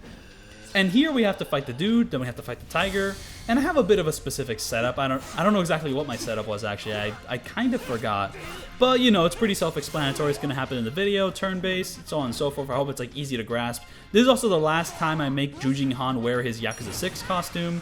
Every other time I use this party member, he's going to be wearing his Yakuza 7 costume. Just, you know, heads up. But yeah, no, on my phone is the premiere of like the no commentary version of this video. And usually on my phone I would have like the notes of my outline, but right now I only have 2 more points on my outline I have to mention, and they're very situational. One of the points is very situational. The other one is me wanting to yap about Silent Hill, but now is not the time for Silent Hill. It's gonna be later in this video. But I want to yap about something really positive about this game, which I really love about the turn-based games in this series just in general. I really love how the maps are just grayed out. You have to actually like explore the entire area to like reveal more of the map. That's one of my favorite aspects of 7 and 8. It's just like Yakuza's hub worlds is one of the best aspects of it, just like how detailed they are, just all like the lively commotion, the fact that like, you know, there's always something to do very close by. So just graying it out and forcing you to actually like kind of explore every nook and cranny to like have a full scope of everything, to unlock taxis like, you know, further on in the area, just like having to physically walk across the entire map to reveal it. That is like one of my favorite aspects, and that's probably like a reason why I find the Ijincho map so special in 7, was because I had to like personally like traverse every inch and corner, like every nook and cranny myself, and it's just like there's so many like little hidden areas, you know, like a building might have like a back lot with a bunch of chests, or you might like go vertically up a place and see like a tiny little thing here and there, and it's just like, oh, it's so awesome to like, you know, be physically in this space. Oh man, I just love it so much. I really, really do love it. So yeah, for the tiger here, we really need to get our agility up, but we also have to like, you know, get our agility up, get his accuracy down. We need to dodge attacks from this guy, except just the way I have everything set up, it's just so unlucky. I can't get everyone's agility up like immediately. And also, I may or may not be limiting the amount of quickness lemonades I use because... No, actually, I think I'm going to be using a bunch of quickness lemonades because upstairs is going to be a chest. And this is actually a thing which I was morbidly like excited for, was planning how to use quickness lemonades, because, you know, I bought a bunch of them. You know, I have like 50 in storage, but you're only allowed to hold 5 at a time. But every single time a chest shows up, you can just restock your limit of 5. So in dungeons where there are chests available like later on, I probably should use as many quickness lemonades as possible before reaching that chest. And then, you know, once I reach that chest, I can restock. But I was never in a situation where I ran out of quickness lemonades before reaching a chest, because there was never really encounters where, like, I forced that many quickness lemonades. And also, my class setup with most of, like, my teams here, most of these classes just have abilities which allow you to boost your evasion. Okay, so, like, the Matriarch class is busted. And this is what I'm saying when I say that Sega is shady as shit. They made one of the most busted classes DLC, so they are just kind of like paywalling the most useful class in the game. So like, first off, it has like the best gun attack in the game. Like the nosebleed, I don't know how to say that second phrase. Pull up that name. Oh no, she's an idol. She can't do that attack. What is she gonna do as an idol? She's gonna do the Bullet of Honor. It's decent, but nowhere near as good as that other like gun attack. I mean, mind you, that gun attack is also RNG. It's very like positional. You know, if you're not positioned in the right way, if you're too far away, you might just straight up not shoot them at all. But if you're right next to the enemy and the enemy doesn't like go flying away, if they're like near a wall, you end up like landing a lot of the attack. A lot of these like big enemies, which like, you know, aren't really affected by much, you deal a lot of damage. And mind you, one of these big enemies ends up being the Dragon of Dojima himself, because once he enters like his beast mode, he never gets staggered. So the gun attack actually lands consistent big damage. But so yeah, it would be really useful if I could somehow manipulate the positioning of my enemies in a game where most of these attacks involve like positioning very much. Because, you know, the positioning of this attack could either make it the most overpowered attack in the game or just make you deal 0 damage. So that's very annoying. That the RNG of that is insanely annoying, but it is still incredibly busted. And the AoE attacks with the big blades is incredibly busted, because like the essence of elegance, every time you do that attack, it boosts your evasion. And mind you, the only time I really take huge advantage of that is in the final dungeon, but it is a godsend. And I can't think of another class which has that much like usability. Oh, actually, it was very useful to have a chest up here. I got 4 quickness lemonades, which we're gonna use none of them for Mabuji here, because like I said, this guy's a bitch. He's a bitch. So like, we really don't need to use them, because the way he works is just bizarre. Like in the first phase, he has like a whole resolute counter phase, except every time you hit him, the counter he does doesn't damage you. He does like a little swinging animation and it could slash you, but the slash doesn't actually deal any damage. So you just have to like defeat him. Like you have to like defeat him. That was a weird way of saying that word, defeat him. So you have to like get his health bar to like half, and then you have to wait for him to like enter his second phase like move, or like, you know, he boosts his attack, but he wastes like a whole ass turn doing that. So you don't really need to like dodge any of his attacks. And then once he does that, you need to kill him. I actually fucked up once, and I did not kill him before, you know, he had to do like his attack in the final phase, and I just teleported to like the bottom of the arena. I mean, this kept happening when I kept like summoning summons, and no, I'm actually gonna let this one play out in completion, I guess, because this is a boss fight in the long battle thing. So I thought I might as well show it off once. But generally, since I've already done a Yakuza 7 like no damage video, and then I did it again in Roblox 7, and I let these animations like play out every single time, this time, for the most part, I'm going to be skipping a good majority of them, but I guess every now and then I'll let one slip by. I mean, this is like my first Yakuza 7 video with like the highest ultra graphics in 4K and not like at the lowest PS2 setting. So, you know, I might as well let it play out, you know, once. you know, might as well. Even though some of those summon animations are just pre-rendered videos, and only certain sections are actually, like, in-game. So some of them are just 1080p, like the Majima one is mostly 1080p, and then only, like, the final part is 4K. So, you know, there's actually no reason to let that play out. But, you know, I have kind of been glazing the fact that this video is in 4K, but I forgot to mention that Yakuza 7 is probably one of the least graphically impressive games in the franchise. I mean, honestly, the art style is still very appealing, and honestly, there's a lot of sections which have a lot of, like, nice realism, just very expressive, like, facial animation, just... It's still a really good-looking game, but honestly, compared to some of the stuff that came before with, like, Yakuza 6 and maybe even Kiwami 2, just, like the textural quality is just lower. I'm pretty sure this is just the fact that a lot of, like, the face wraps... I mean, I'm not a game developer, I honestly just, like, saw a few random, like, posts about this, that a lot of, like, the texture packs in this game, you know, for the faces, the bodies, and all that, all of it is lower, like, texture.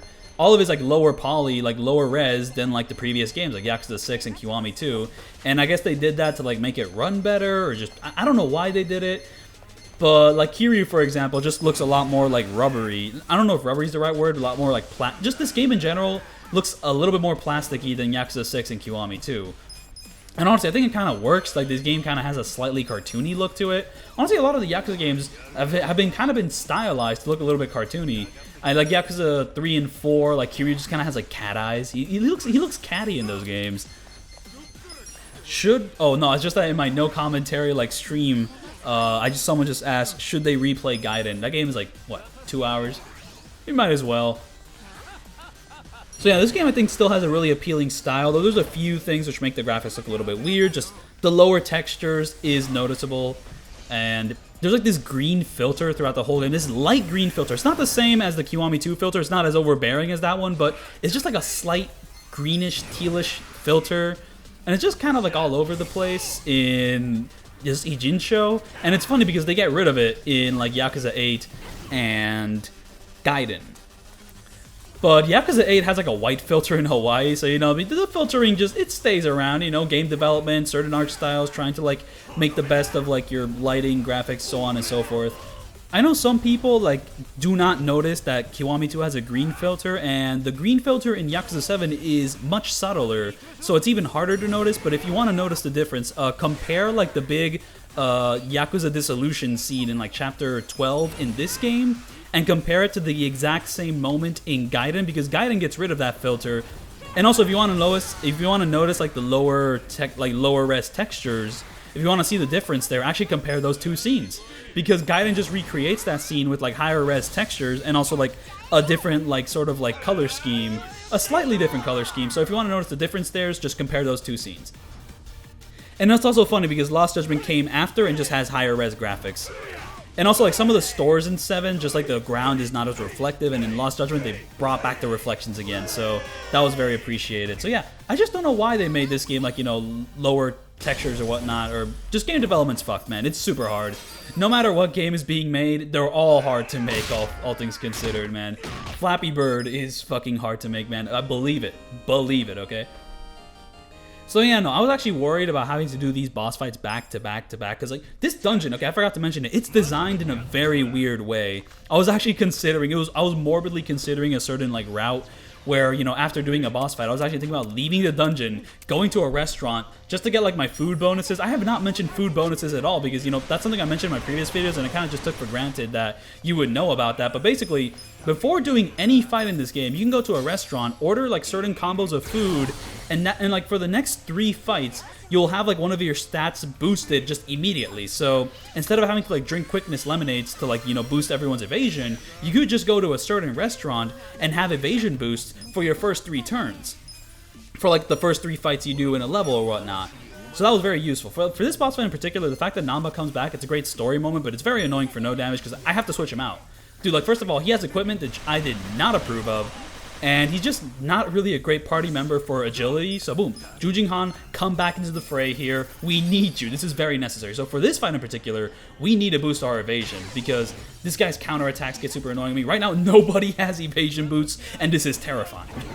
But at the very least, we did photo click this guy. And just like the way this guy counters is very RNG. Sometimes you'll do something and he won't like try to counter you, and sometimes you'll do something and he will counter you. So, you know, very scary guy, but once you're fully set up with all your like your evasion buffs and his debuffs, his accuracy debuffs, you should be fine, but you know, just be careful. Be very, very careful. But yeah, no, so restaurant, so this dungeon is just designed in a very weird way, where basically you just leave whenever you want. Like a lot of the other dungeons in this game is very railroady, like once you're in it you can't leave, but this you can just leave whenever you feel like it. So once you do the tiger fight, you can leave the dungeon, go outside, go to a restaurant, enter the dungeon again, and then, you know, do the, you know, you can like do the bottom fight, leave, come back, do the chef fight, leave, come back, do the tiger fight, leave, come back, and then do these two fights back to back, and you can get like your little evasion bonus straight from the start. But if I'm going to be doing this in one take, I can't really be doing that sort of cheating, because before, the reason I did that was because I was only doing the boss fights. So I kind of wanted to have my evasion buffs immediately for every boss fight, but this is the entire long battle, which just, it makes the routing slightly more interesting, and you can't really be cheating like that. But if I wanted to, I could have just left this arena, left this little dungeon, went to, like, ordered a taxi, went to the best restaurant, order another taxi, come back here, and just do the video that way, but this video would be longer. And honestly, I'm actually very surprised that this Yakuza 7 all long battles video is shorter than my Yakuza 8 all long battles video, but just in retrospect, just replaying this game again, most of the dungeons are just not as substantial as the ones in 8. 8 just has more substantial, like, dungeon-y dungeons. Like, there's just more going on in them. But just like the final dungeon of 7 is probably like the longest thing any of these games ask you to do in 7 and 8.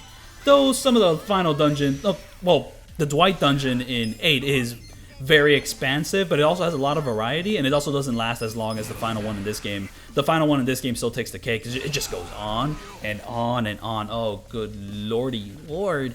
Though I'm pretty sure the Yakuza Dead Souls like final long battle is longer. Like that's like one of the longest sections of like finale gameplay in the franchise. Just like Dead Souls, when it comes to like no damaging all the long battles in this franchise, I'm pretty sure the Yakuza Dead Souls video is going to easily be the longest video out of all of them, because like the entire game is just long battles. The way it's structured and all that, and each part of those long battles goes on and on and on. It is the whole like 8-hour game. Like when people do like no damage like those long battles, they like split up between like Akiyama's section, you know, Majima's section, Kiryu's section, because like each section is so long. Because it is just the whole game. And anyways, these next 3 long battles I'm going to do aren't really technically long battles. Okay, this one, it's enough of a dungeon, you know, you have to actually physically explore a place, and there's like a whole little stealth gimmick, which, well, once you have the route down, it's very quick and easy, and it's just a bit, and like the whole thing just amounts to a boss fight. But if you don't know what you're doing, you kind of have to like figure out how to stealth around. And well, the biggest challenge of this place is just I did not want to have my mini-map, and I did not want to check my map, so I kind of wanted to learn a route where I wouldn't have to like check the map to see if the other enemy is like watching me, because that's the only way you can actually tell if an enemy is like visible or not. But the route I follow, it's very consistent, it works all the time. And sometimes if you run immediately through this place and like get to that other corner, the enemy doesn't notice you. But I guess I bumped into the wall too many times, and like my visibility just went up and the enemy found me. Or maybe I like walked in a wrong weird way and the enemy found me. But sometimes when I run through that area in like that exact fashion, the enemy doesn't notice me and I just run past them. But we can like risk fighting 2 enemies. No, we can only risk fighting 1 enemy, because I'm actually depending on my evasion boost from the restaurant to come in handy during the Majima fight. It's a very important like process of the strategy, so I can only really risk 1 fight here, because, well, these fights are not mandatory at all, and then there's like 1 mandatory fight before the Majima fight, and then there's the Majima fight itself. So when it comes to these optional encounters, well, first, if you get into 3 encounters, the game just fails you outright. You know, you like fail the stealth mission or whatever. So you're only allowed a maximum of 2 failures. However, if you get into 2 fights, then you have to do the mandatory fight. And once you reach the Majima fight, your evasion boosts are just gone, and you get screwed over because it's Majima. So I can only risk 1, and ideally I kind of wanted to risk none. But yeah, the route is just, you know, go to the left, and I guess go to the left again, and then, you know, just follow what I'm doing. I don't know, I mean, it's not too complicated, but it is kind of easy to get lost, because the first couple times I was getting, like, decently lost in this area. I do kind of wish I went on for a little bit longer, so, like, what I was doing here felt more substantial, though, to be fair. I think I would eat my own words if they actually did make it longer. I would probably find it a bit annoying if like the stealth was more complicated. But you know, whatever, I explored this Omi Alliance, though for being the Omi Alliance HQ, I really wish there was like something more bombastic with like the dungeon here. Not much happens besides this stealth encounter and, well, this insane fight that's coming up with Majima and Saejima. Honestly, one disappointing aspect of this game is just the big Yakuza dissolution scene. I mean, I am like fully leveled up, you know, level 99 and all that, but like that group of enemies is like incredibly easy. You know, as Ichiban, you just fight a group of enemies, and there's a big cutscene, and, you know, like, story-wise, it's super dramatic. Kiryu shows up, you know, like, the dragon VTuber screams her head off. I'm not going to copy that scream right now. No, I'm not doing that. And then you go for second round, Ichiban takes off his shirt, super epic, but then you fight the enemies, and they're so easy. I don't know. I really wish it was harder. Honestly, I think Gaiden did a good job of, like, expanding on that moment to make it seem like an actual, like, big, momentous occasion, because, like, in this game, it's, like, one of the easiest fights ever. It's just normal enemies. You just kill them, defeat them, and that's it. Maybe I'm like misremembering how it was like on New Game, but I do not remember it being that hard. And mind you, you did just fight Majima and Saejima right before it, so there is that. That section of the game is not going to be in this video because, well, it's segmented. I actually like misremembered how this game operated. I could have sworn which the big Omi showdown happened right after this fight, but no. After this fight, you just kind of go home, you restock, and then you have to take another taxi to get to the fight. And like, that's not a dungeon. That's not a long battle, man. That's like 2 different moments. That's more of a boss fight than anything. So yeah, no, it's not going to be in this video, and also it's just piss easy. It's like one of the easiest like sections of the game. I mean, just in terms of no damage and all, so... yeah, toodle tattle, tattle toodle.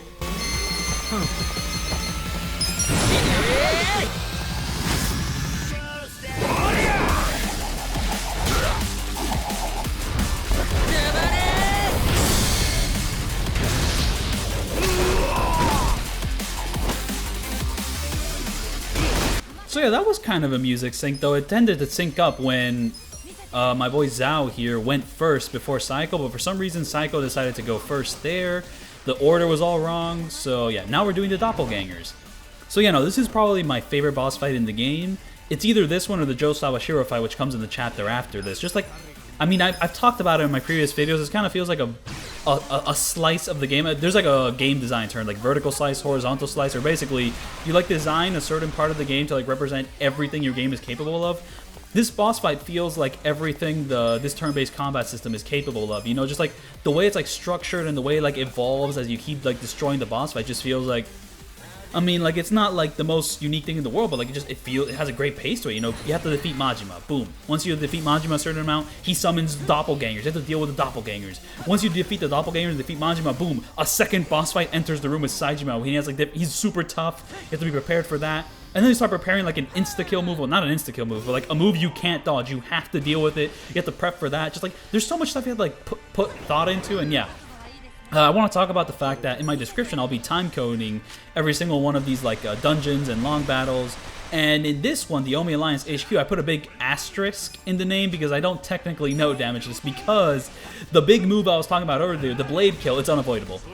And like, yeah, I mean, I know damage everything else about this fight, but the blade kill, no matter what you do, you could have 9,999 like attack and like lower their health bars all the way to the bottom. They will not die until they do that blade kill move and hit you with it. So it's completely and utterly unavoidable. And I'm just so glad that Yakuza 8 has like 0 boss fights with moves like that. You can like avoid any like insta-kill move in 8 because it doesn't really have any insta-kill or like insta-hit moves.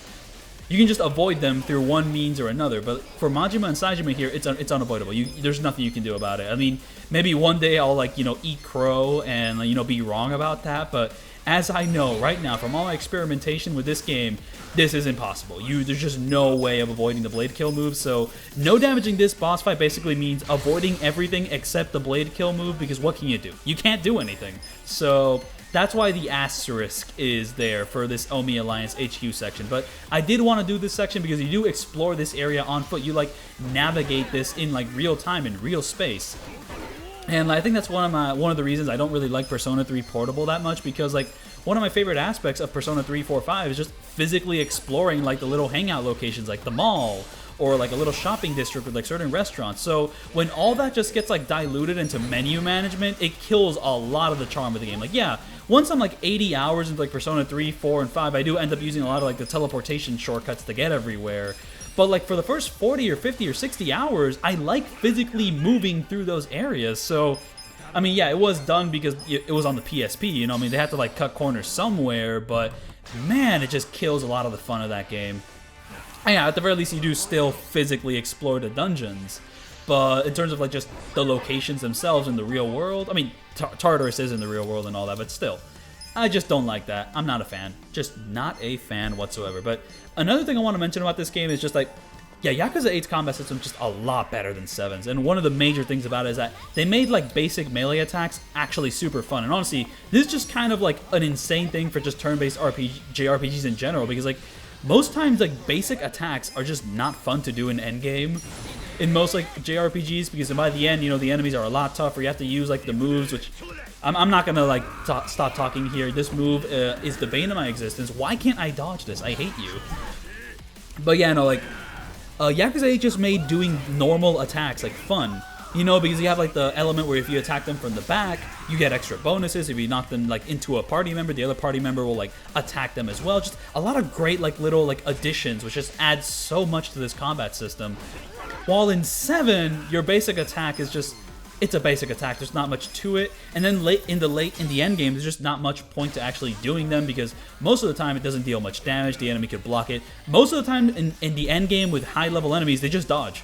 They dodge so much, it's infuriating. You've probably seen it happen a couple times in this video. The enemies are so dodgy, and it is infuriating to deal with. And it doesn't happen nearly as much in 8, though. It does still happen, you know, don't be mistaken, but there's like other ways to get around it. But in this game, it's just like, you're kind of fucked. Especially if you don't like, you know, min-max everyone, or like max everyone. Mid-max, no, max everyone. Right?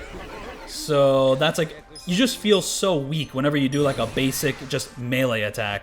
Especially with some of the endgame boss fights. Kiryu and Tendo are especially awful with this. Just, there's no point in doing melee attacks. I mean, Joe Sawashiro is also pretty bad with it, in the sense that like some of his later phases just have counters to like any melee attack you do against him. He has like a counter phase. Oh man. So it's very weak feeling melee attacks by the end of this game, but that's also just kind of true of like most other turn-based like JRPGs. Like, I mean, I don't have too much experience with it. Bravely Default, endgame, melee attacks are fucking useless. Persona, melee attacks are fucking useless. So that's just kind of like a genre standard, and like 8 is actually insane for making them very useful. In fact, maybe even a little bit broken with Kiryu, with some of the melee stuff he can pull off. It's very satisfying. And I'm just glad that like, I'm just very, very, very, very glad that like they made those fun, like extremely fun. But yeah, no, Tendo's absolutely the worst case scenario in this game, because even if you do a special move with like a melee punch property, he takes no damage from it. It's infuriating. Like the only attacks that are worth a damn against him are just magic, so it just makes that fight like a tedious slog. So yeah, no, the Majima fight, the Joe Sawashiro fight, and you know, the Majima fight and the Joe Sawashiro fight I just think are way better. Like the Joe Sawashiro fight is just coming up, and yeah, this part of the game isn't really technically a long battle or a dungeon. It's literally just this fight and then a boss fight. But the reason I included it is because I think I broke another world record. I am the first person to no damage Joe Sawashiro on Legend difficulty. I just keep pulling like world records out of my ass. I don't know how I did this. I was just fucking around, and like I was like, maybe it's possible. Maybe I should try it out, and I figured out a way. But once again, just like Junjin Han, it's a complete fucking crapshoot. Now, which one's worse? I'll tell you right now, Junjin Han took me a lot longer. But this is still an insane crapshoot. Oh yeah, check this out.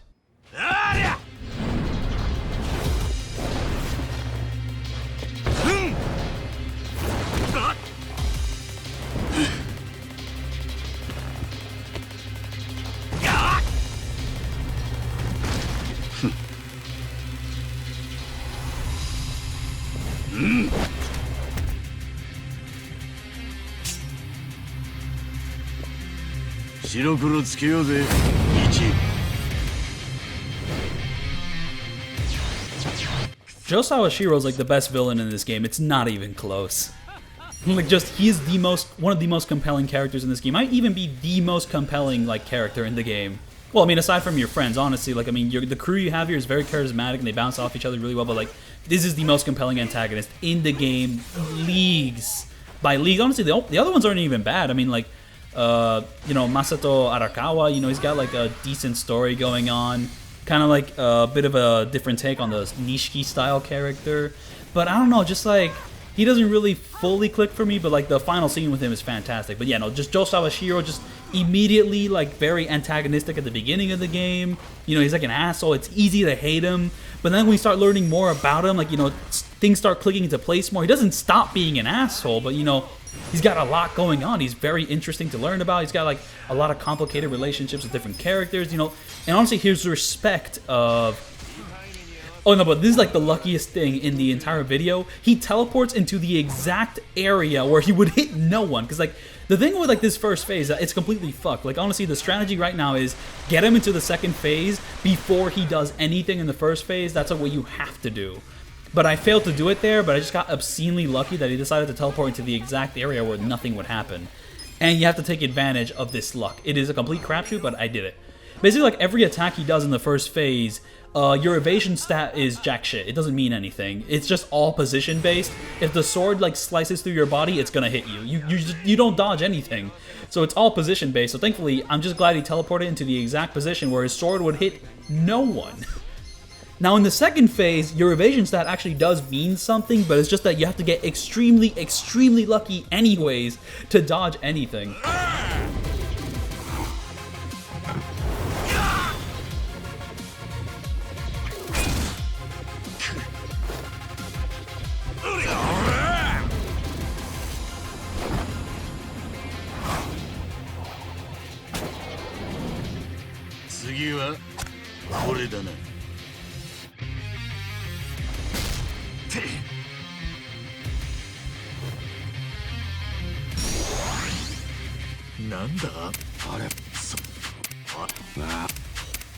There's no getting around this first attack. You have to, like, you know, face it head on and somehow dodge it, but it's very, very lucky because it's not just that, like, you have to dodge it, like one party member.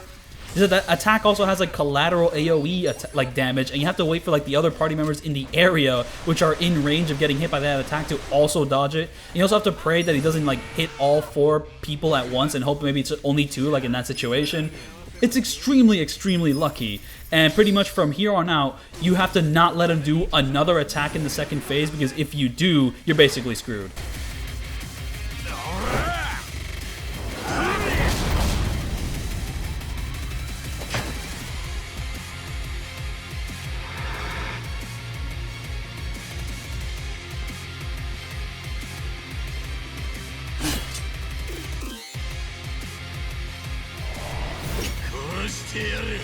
Once you reach the third phase, you're basically safe, and you've already won the fight because he'll take his first turn to just kind of do this cool little move. Just do not do any melee attacks because he's basically in a counter stance. I don't know if he has to do another move to enter a counter stance, but yeah, just kill him before he does any sort of move. But at the very least, this first turn, he just kind of does like a little, I'm going to make myself heal the next turn sort of thing. So just destroy him before he has a chance to do any of that. And also, during that little sick-ass like transition, that dynamic transition, I went to go get dinner, and now I'm back, and I've kind of lost my train of thought. But yeah, no, the reason why this might be the best fight in the game is just, it's the most, like, atypically, it's like a translated, like, an awesome Yakuza final boss fight into a turn-based setting. He has, like, 3 different phases. Each phase transitions, like, dynamically with an awesome, like, animation. The intro, this is, like, one of the only fights in the game with a dynamic intro, and the dynamic intro, I mean, he is a little silly, but it's so awesome. He's just, like, being so inventive. He's like so ahead of Ichiban. Like, he's using the table. He knocks him over the table because he notices that he put his foot on there. It's awesome, dude. I love that. Oh, yeah, I'm going to end the fight dynamically there with the boom, the power of friendship, and he's down. I did not even think this was possible. So yeah, another world record there for being the first person to no damage this guy on Legend. I mean, who's going to prove me wrong? I'm the first one to do it, so there's no other YouTube video out there of someone doing this on Legend without taking damage. And this next level is also not a dungeon, but I decided to include it because you do kinda, for 2 seconds, physically explore an area, and it just kind of feels like this video would be empty without including this section. I mean, it's not like including these sections is going to make the video that much longer. So, I mean, that's alright. I mean, if it made this video like, 2 hours longer or something, that would be another thing. But to be fair, if including these sections made this video 2 hours longer, well, then they must have been pretty, like, expansive dungeons. But yeah, no, I basically covered every point on my outline, because one of the points I wanted to cover was just that Sawashiro teleports randomly at some point. But I've already covered that and showed that off. And another thing I really wanted to mention is Silent Hill. So the reason I really wanted to mention Silent Hill is because while thinking about dungeon design, my thoughts just went back to the first 4 Silent Hill games because, like, I don't know. So whenever you're like physically exploring a dungeon in this game, you're just kind of running from room to room and just kind of opening doors. You do that in Silent Hill 1, 2, and 3 also, except in those games, exploration is a bit more non-linear and a bit more complicated, and there's more doors to open. And yeah, basically what I'm trying to say is that for Yakuza 9, I would like the dungeons to be designed more like a Silent Hill level than whatever they're doing now. And look, so you can move before the camera like adjusts itself, but once the camera adjusts itself, it's always going to be facing a certain way, so I just have to like turn it back around just so I can open the door gently instead of like running in the wrong direction. So that's a little bit of speed tech for you, a little speed run tech. To be fair, I'm not really doing any speed run tech except for a random thing I'm going to do in the final like level of this game. There's actually like speed run tech to do in the final level of this game, and it's very useful for no damage as well. So I'll let you know what I did when I get there, but it's basically just skipping 3 enemy encounters. I didn't do that too much in these previous levels because these previous levels didn't really give you too many chances to do that, but there's like 1 or 2 times where you're allowed to do that in the most boring dungeon in the game, the Yokohama Underground. So I did that like twice because certain like enemy groups were like placed so far like, you know, separated from each other, you're allowed to skip them. But in the Millennium Tower, there's like 3 big instances where you can just skip enemies, and one of them is really easy. Well, honestly, 2 of them are really easy once you get it, and like the other one is kind of easy to mess up, but not too hard to do. And yeah, no, we'll just see that when we get there. But yeah, this is just a boss fight with Ishioda, and this guy, you don't need 9,900. Oh wait, yes you do. Never mind. I was about to like make myself be wrong, and I did not want to do that. No, you need like all the agility possible to defeat this guy because he's very high level on normal and hard. No, on legend. On normal and hard you can do it, but on legend you just can't if you have like 1,000 agility. So you need busted agility to even have a chance against this guy on legend. Because he's always attacking you, so you always need to be dodging his attacks. It's very much necessary. It's not like an attack game, it's not a stun game, it's not like a debilitate game, it's a dodge game. Completely 100% a dodge game. It's the Dodgers, yet I don't know about baseball, I'm sorry. Even though I literally have a baseball bat in my hand, and I'm like feigning ignorance about baseball. I've gone to like 3 baseball games in my life. And now I've thought about another childhood story. I remember like at one baseball game, it was raining and I had a raincoat, and I was just like hiding under my raincoat, playing on like my light blue DSi, and I was playing like a SpongeBob game where you're like a fry cook. I mean, he's always a fry cook, but like this game was specifically about frying burgers, and I don't know specifically what game that is because I lost it, but I was just kind of playing that. And yeah, fond, nostalgic childhood memory. Boom, bam, pow. I mean, I don't know if I sent like circuits through any viewers or listeners' bodies, or if they have the same memories and like nostalgia as I do. But yeah, no, I actually want to remember what that game is, but I just don't. And that was a weird way to dodge the attack, but I'm just glad that like Adachi from Yakuza 0 here dodged the attack. Because then okay, so back to Silent Hill. There's something weirdly comforting about those games' gameplay loops. Like Silent Hill 1 I beat like, 3 times, and Silent Hill 1 3 times, Silent Hill 2 6 times, Silent Hill 3 I believe I beat 3 times, and Silent Hill 4 I think is like the only one of the first 4 which I played which I only beat once. Or maybe I beat it twice. No, it was probably once. Like one of these days I really want to no damage those 4 games. And well, with the remake of the second game on the horizon, I think what better time to start than now. Mind you, I have no plans to start now, but I really do want to like no damage those games eventually. Because they're awesome and I love them. Like really, they're fantastic games. Though I do think the 4th one is my least favorite of the first 4. But it's still a really good game, and there's like some really like ahead of its time like just scares in that game. Just wow, just a lot of ahead of its time stuff. And yeah, this fight has nothing to do with Silent Hill. I'm just hoping that this fight is like self-explanatory enough. Another thing I should probably mention, just the outfits I'm making the characters wear, because I always change them. So in the beginning of the game, you're not allowed to change their outfits. You have the default outfits, and then sometimes I like to style my crew in just all black or black and white. All suits, all funeral suits. Jujin Han's just basic attire, and sometimes I'm like, I want my crew to be colorful, pink, bright, like blinding white from Yakuza 0, and then the golden suit which you get for completing the true Millennium Tower, the true final Millennium super epic you will hate yourself tower. That tower is not fun, but you know, it's just cool that I was actually able to like beat it. Oh yeah, and I forgot to mention, I actually recently platinumed this game. So before like going on this big no damage adventure for all the long battles, I decided to platinum the game since I was actually so close to doing it, and I had like over 200 hours in the game, so I was like, why the fuck do I not have the platinum for this game? So I went and got it, and yeah, pretty much just locked in there. And then after I got the platinum, I just went straight into doing the long battles here. And when I say the platinum, I of course mean on Steam. So yeah, I got all the achievements on Steam. I had to like do all the personality quizzes. I had to like beat all the theater stuff. One of the most difficult ones was like the true Millennium like final tower or whatever.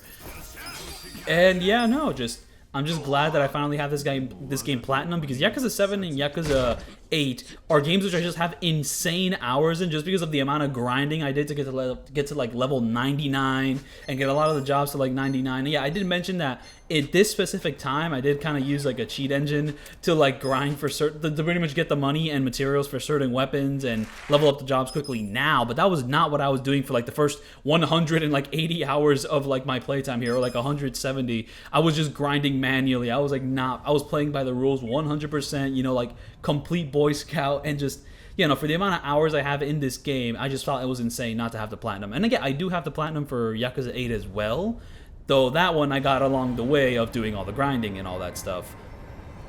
It just felt right. But yeah, no, I don't have too many Yakuza Platinums. I mean, off the top of my head, the first one I have is Yakuza 0, and Yakuza 0 was actually the first game I ever Platinumed ever. So that was very, like, a momentous occasion. And also it took me 30 hours to get all the Mahjong achievements. And yeah, here we are doing the final level of the game, which, since I'm the first person to do it, I mean, this should be a world record, right? I mean, no one else has shown that this is possible. I'm the first person to show that this is actually possible, so I don't know, Junis, I'm gonna hit you up, man. I'm gonna hit up your DMs, and we're gonna make magic happen, or whatever the hell. But yeah, most of the strategy here is I'm gonna use lightning moves to stun enemies. I'm gonna use AoEs to kill enemies, and anything more complicated than that, well, you'll just have to see it on a case-by-case basis. But for the most part, that is what we will be doing. And this is probably the level I know the most about because I did it yesterday. I mean, yesterday in the case of when I'm recording this commentary. No. Oh, and I actually forgot to mention. Wait, maybe I did mention it, and I'm just gonna repeat myself. But exporting this video was a nightmare because I recorded all the footage in 4K, and for some reason, when I was exporting this 2-hour and 15-minute video, it was telling me that like it was gonna be 153 gigabytes, like, you know, big, and I was like, what the fuck? Because my Yakuza 8 video is in 4K and is 2 hours and 45 minutes, and that one's only like 21 gigabytes. I was like, well, what the hell is going on here? And mind you, my Yakuza 8 video was exported on like Adobe 2019 on my MacBook, and this video was going to be exported on Adobe 2024 on my PC with a lot more power, so I don't know, maybe that affected it, but I ran into an issue. I mean, okay, so it told me I needed like 153 gigabytes of space, and then I allocated space. I had like 170 gigabytes. I tried to export the video, and it took an hour 30, and once it was done, it told me, oh, nope, didn't have enough space. But I was like, what the fuck? I have 170 gigabytes, and you told me the file is 150 gigabytes? What the fuck are you going on about? So I delete more stuff, and I export the video again in an hour 30, and then like it works, and I check the video file. However, if I pretty much like try to like go to like minute 27 of the video file says that it's corrupted and it's encoded in like a codec that the video player can't understand. Basically, the video's fucked. And like this second export, the file size was 27 gigabytes, even though my program told me it was going to be 153 gigabytes. So I'm pretty sure what happened was only 27 gigabytes of the video got exported, and they didn't really give me an error message. It just let the video exist as only 27 gigabytes, despite the fact I had like probably 250 gigabytes of space available. So it's like, why the fuck is Adobe fucking up when it has enough space? So I delete more stuff. I have like 373 gigabytes free of storage, like, you know, double like 150. And I do the export for a third time, 130, like, you know, 100 an hour and 30 minutes, okay? And then this time the file is 73 gigabytes, and I can like click all the way to like minute 50, but at minute 51 it says, oh, the file's corrupted. So motherfucker. So at this point in time, I try to like look at if there's like a different codec I can use, and pretty much I was like, you know, I'm gonna try the HEVC codec, or like Basically, the codec I was using before was like H.264. It's pretty standard, but apparently H like .265 is a good codec for 4K videos if you want to have like high quality 4K footage with like a smaller file size. So I was like, you know, I'm gonna do that one. And once I encoded in that one, it took the same amount of time to encode, but this time the entire file was 30 gigabytes and the video was not fucked because it is uploaded on YouTube now, and now I'm doing this commentary. So you know, that was painful, man. Because I was like doing the first 2 exports at like 1 a.m. then like 2 a.m. It's like, because I really wanted to release this video like very soon because I'm very proud of it. Like I'm like the first person to do this, but like, wow, man, that was painful.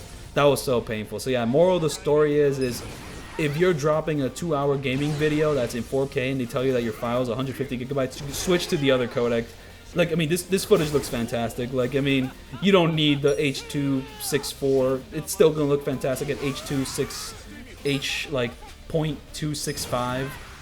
Like, I don't even know if it's worse or anything. It's just a smaller like file size. That's all. But it is very specifically for 4K footage. I don't think there's any point to doing like H.265 for like 1080p footage. So that's the way I understand it technically. So yeah, for that fight in particular, that's like one of the only times I'm going to use quickness lemonades. So yeah, so in this level, the chests are only going to pop up twice. So pretty much like I'm going to use quickness lemonades before the first chest, and then I'm going to use some quickness lemonades before the second chest.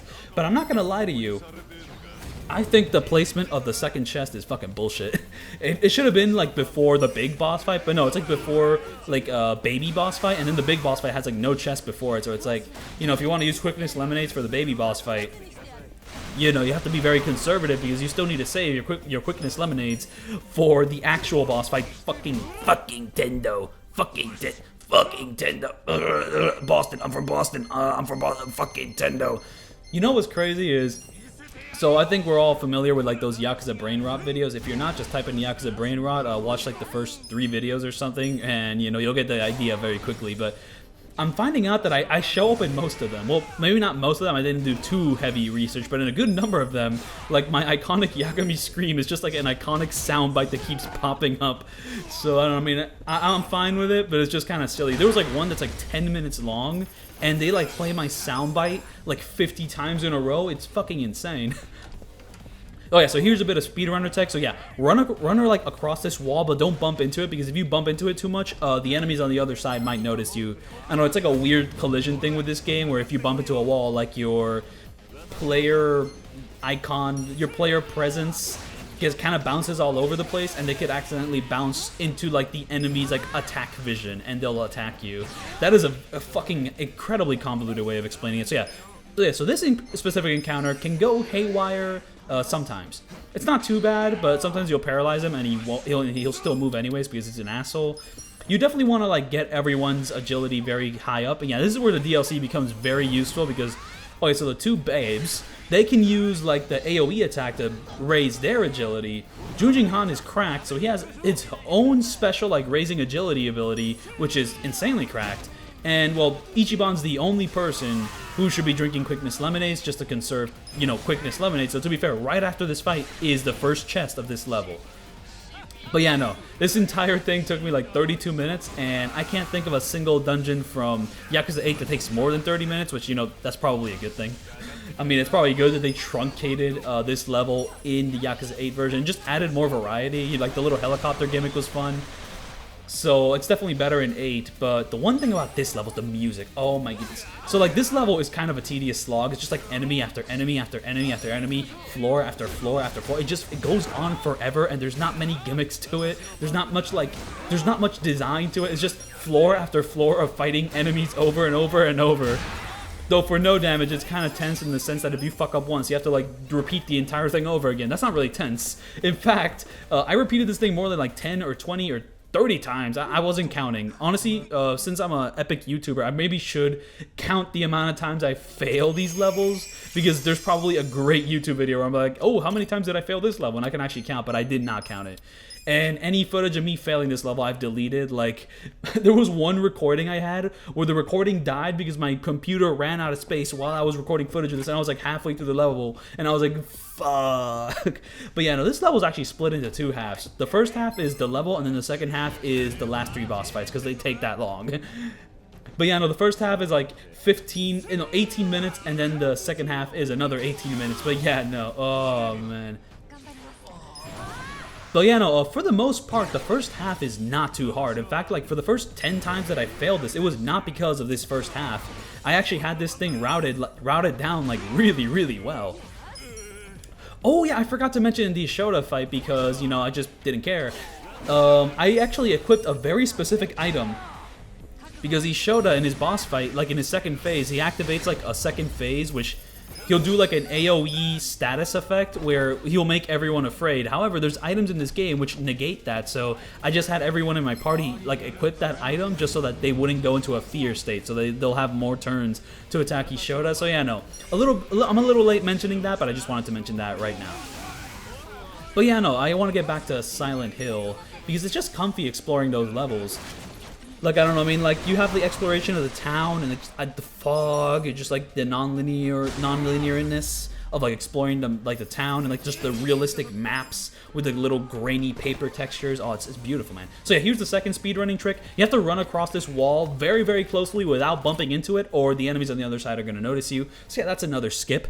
Boom, bam, pow. Love that skip. I'm actually glad it's not too hard to do. Another speedrunning tech, which I fuck up here. So, when you jump over there, you're supposed to immediately stop moving, and then, like, your momentum will die, and you can immediately switch your momentum to go straight. However, I did not do that, and I just went way too far and had to like basically do a realistic turning around animation. But there is a faster way to just kind of navigate that little jump. Just once you're jumping, you know, like when you want to do the jump, you're holding the stick down all the way. But once you're doing the jump, stop holding the stick forward and just stop all momentum, stop all movement, and then wait for Ichiban to just stop and then switch directions. And they'll be way quicker. This guy can be a little bit tough in the sense that sometimes his hits will actually hit you, but for now, what we want to do is paralyze him.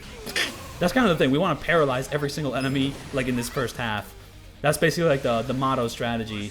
Except for like the sailors in the previous room, like, you know, in the first mini-boss room, because the sailors cannot be paralyzed. So instead, we just raise everyone's agility because we can go to a chest, like, you know, once we defeat the cleaner man, and just, you know, I'm going to use like the summon, which like lowers everyone's like accuracy in that room, just because like the great thing about that summon with the sumo man is that, you know, the way summons work in this game, I think, is a lot more convenient than the way they work in 8. In 8, for some reason, they just make them extremely expensive after you use like 2 or 3 of them, but here the price stays the same. It's just that once you use one in one fight, you need to like do a couple more fights before they're available again. So for the sumo guy, I'm pretty sure you have to do like, I don't know the exact number, but for what I needed the sumo man for and the amount of times I used them in this video, I used them the correct amount of time. So just kind of count there and see what works for you.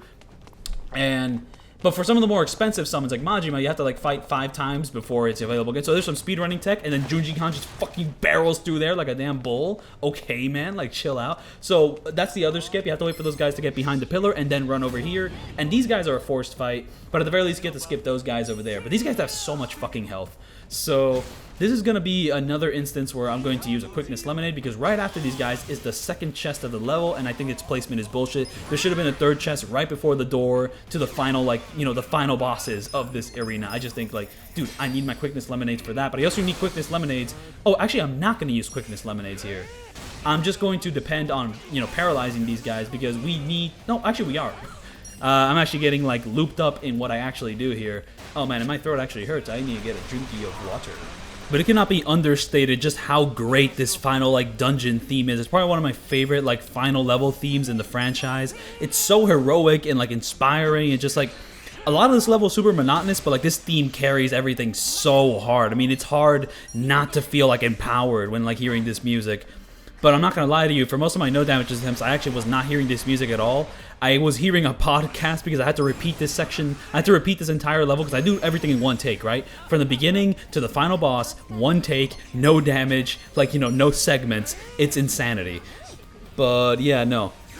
I was actually listening to, like, no, not podcast, I was just listening to YouTube videos while doing this section over and over and over again, because we kind of get to a point where I kept failing because I was basically rolling the dice on a very, very specific encounter. I did not set up well for that certain encounter, so it was like basically a 1 in 4th chance for me to actually succeed, and then like I actually passed one of those 1 in 4th chances, and then I failed the next part, and I had to redo the entire thing over again.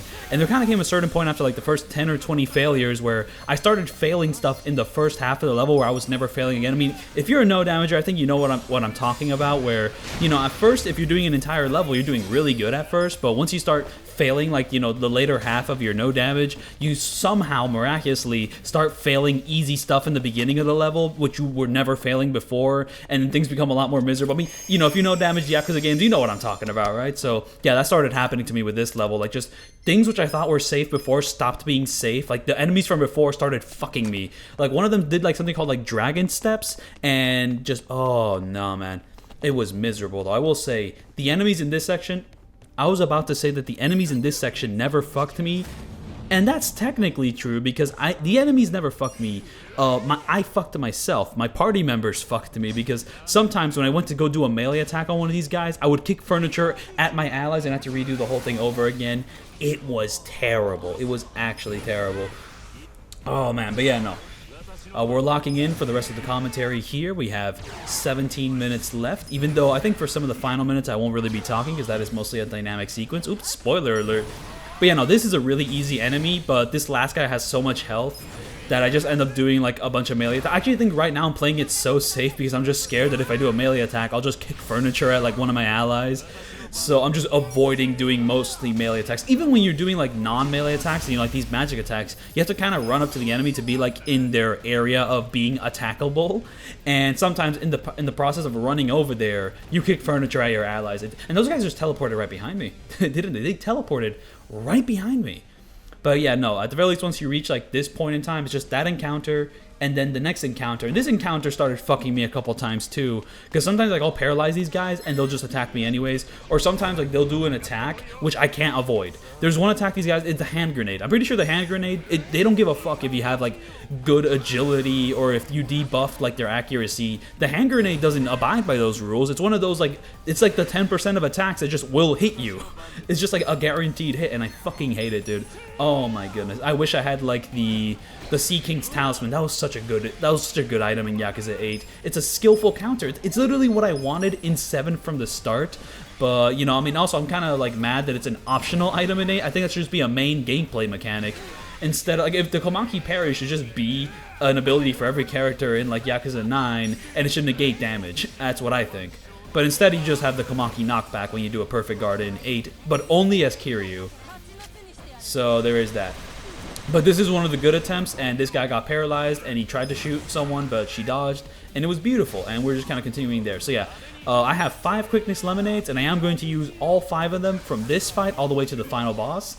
And yeah, no, so I used 1 here for Ichiban. I'm going to use 2 in the next fight. I'm going to use 1 in the fight after that. I'm going to use the final 1 in the final boss. And here I'm just kind of letting this animation play out because I fucking hate this guy, so I'm just kind of letting this little cathartic violence kind of play out in a more elaborate fashion. But yeah, no, back to Silent Hill.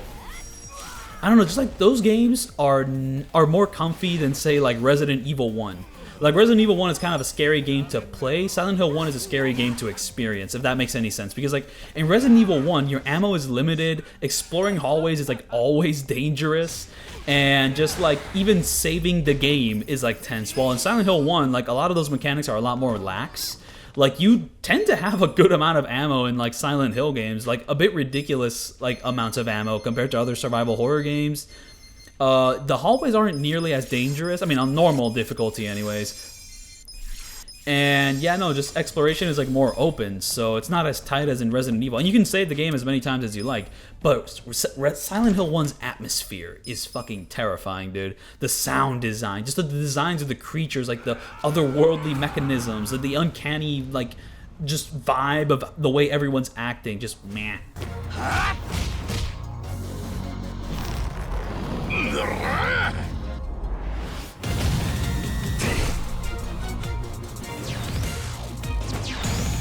I think the reason I'm so fixated on like Silent Hill 1's like just horror levels design is because some of the early sections of SMT Nocturne remind me heavily of the way Silent Hill 1 levels are designed. But yeah, no, this is what I'm talking about. This is the chance I took. So he doesn't have to hit Ichiban, but I decided to just kind of place my bets on giving Ichiban like the agility buff and hoping that Tendo targets him, or Tendo does like a move which doesn't attack anyone. But he could very well attack literally any other party member, and this is where my team formation wasn't the best. I don't know, sometimes like the way turn speed works in this game is completely stupid because everyone has like 9,999 agility, so I don't know what else affects like turn speed aside from the classes you choose, the items you have equipped, but I have everyone with like the best like classes for agility specifically and like turn speed. I have the items which are best for turn speed, so everyone should theoretically be the fastest there is possible. But I've had like worse agility team setups where another party member got a turn, but this time when everyone is the fastest man alive, only like Jujing Han gets a turn before Tendo does an attack. So it's like a similar thing happened to me in Yakuza 8 when I was trying to fight like Majima, Saejima, and Daigo, where I had to set up my team in such a specific way where like only one person got a turn or only 3 people got a turn, because I also had to deal with like the damage walls of like Majima, Saejima, and Daigo, because like their health would only go down a certain amount until they like activated a certain phase of their fight. It was annoying. I fucking hate when I have to like manage shit like that. I mean, yeah, it is strategizing, but it's annoying as fuck. Well, here I didn't even bother. I just kind of took my chances with like the 1/4 chance I had of not only Tendo targeting the one person with an agility buff, but also my fucking like agility roll actually working twice in a row. And this time it actually worked, and oh man, it's so tense.